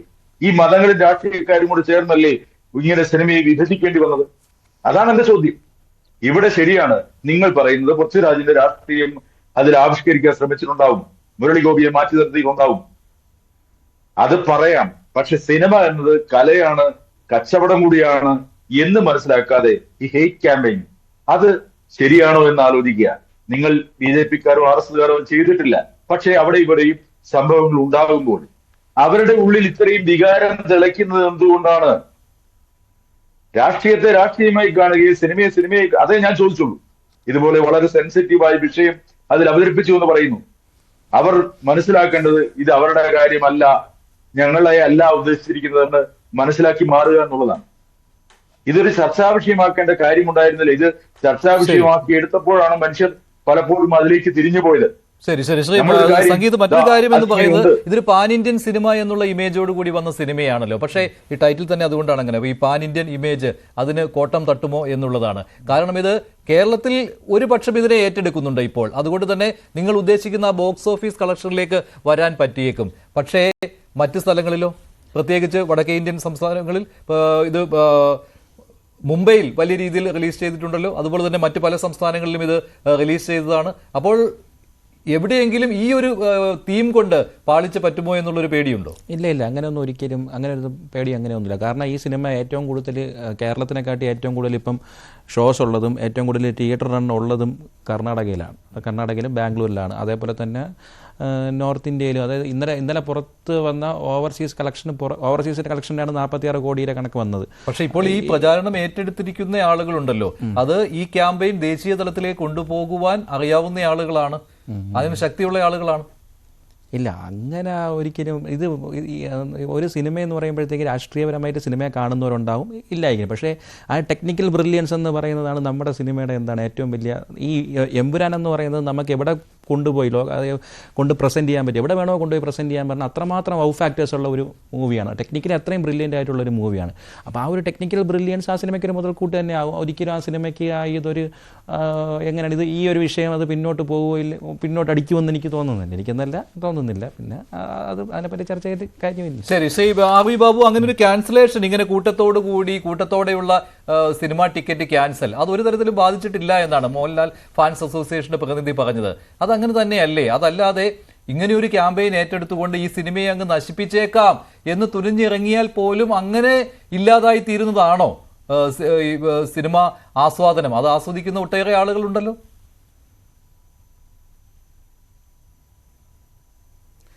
ഞാൻ ഈ സിനിമയെ തകർക്കണമെന്നോ സിനിമ പരാജയപ്പെടണമെന്നോ ഒന്നും ഞാൻ ആഗ്രഹിക്കുന്നില്ല. ഇപ്പോൾ അതുകൊണ്ടാണ് പറഞ്ഞത്, ഇന്നലെ തന്നെ സിനിമ പോയി കണ്ട ഒരാളാണ് ഞാൻ. അപ്പോൾ ഈ സിനിമയെ സിനിമ കണ്ട ഒരാൾ എന്നുള്ള നിലയ്ക്ക് ആ സിനിമയുടെ പോരായ്മയെ ചർച്ച ചെയ്യുന്നു. അത് പാൻ ഇന്ത്യൻ തലത്തിലോ അല്ലെങ്കിൽ ഗ്ലോബലോ ആയിട്ടോ ഇതെങ്ങനെ അതിന് ഏത് തരത്തിൽ പ്രത്യാഘാതം ഉണ്ടാകും എന്നുള്ളതൊക്കെ വരാനിരിക്കുമ്പോൾ നമുക്ക് കാണാനിരിക്കുന്നതേ ഉള്ളൂ. ഇപ്പോൾ വലിയ ഹൈപ്പോട് കൂടിയിട്ട് ഇറങ്ങിയൊരു സിനിമയാണിത്. വളരെ വളരെ വലിയ ഹൈപ്പോട് കൂടിയിട്ടുള്ള സിനിമയാണ്. അപ്പോൾ സ്വാഭാവികമായിട്ടും തങ്ങൾ ഉദ്ദേശിക്കുന്ന തരത്തിലല്ല സിനിമ എന്നുണ്ടെന്നുണ്ടെങ്കിൽ അതിനെതിരായി പ്രചരണം നടത്താൻ മറുപക്ഷത്തിനും അവകാശമുണ്ട്, അവരത് ചെയ്യും, സ്വാഭാവികമാണ്. പക്ഷെ സംഘടന എന്നുള്ള നിലയ്ക്ക് കേരളത്തിലോ ഇന്ത്യയിലോ ഏതെങ്കിലും ഒരു സംഘടന ഈ പറഞ്ഞ പോലെ ഈ സിനിമയ്ക്കെതിരായിട്ട് ഒരു നിലപാടെടുത്തിട്ടില്ല, തീരുമാനം എടുത്തിട്ടില്ല. സിനിമയെ സംബന്ധിച്ചുള്ള അഭിപ്രായം അത് കൃത്യമായിട്ട് പറഞ്ഞിട്ടുണ്ട്. ഇത് തികച്ചും ഈ സിനിമയുടെ തീം രാജ്യത്തെ തെറ്റായ മെസ്സേജ് കൊടുക്കുന്ന ഒരു സിനിമയാണ് എന്നുള്ള കാര്യത്തിൽ ഞങ്ങൾക്ക് വേറൊരു അഭിപ്രായം പറയാൻ സാധ്യമല്ല. അതങ്ങനെയാണ്. അത് വളരെ മോശമായി പോയി എന്ന് തന്നെയാണ് പറയാൻ. കാരണം അത്രയും പ്രതീക്ഷയോടെ, പ്രത്യേകിച്ച് മോഹൻലാലിനെ പോലുള്ള ഒരു നടൻ അഭിനയിച്ച ചിത്രം കാണാൻ പോയ ആളുകൾക്ക് വളരെ തരത്തിൽ അദ്ദേഹം അഭിനയിച്ചൊരു സിനിമയിൽ, അദ്ദേഹത്തിന് അറിഞ്ഞോ അറിയാതെയോ ഒക്കെ ആയിട്ടുണ്ടോ എന്ന് നമുക്ക് അറിഞ്ഞുകൂടാ. പക്ഷേ അദ്ദേഹം അഭിനയിച്ചൊരു സിനിമയിൽ നിന്ന് തീർത്തും വ്യത്യസ്തമായ ഒരു പ്രമേയത്തിൽ നിന്നുകൊണ്ടുള്ള ഒരു സിനിമ. ഇപ്പോൾ ജനഗണമന ഇറങ്ങിയിട്ടുണ്ട്.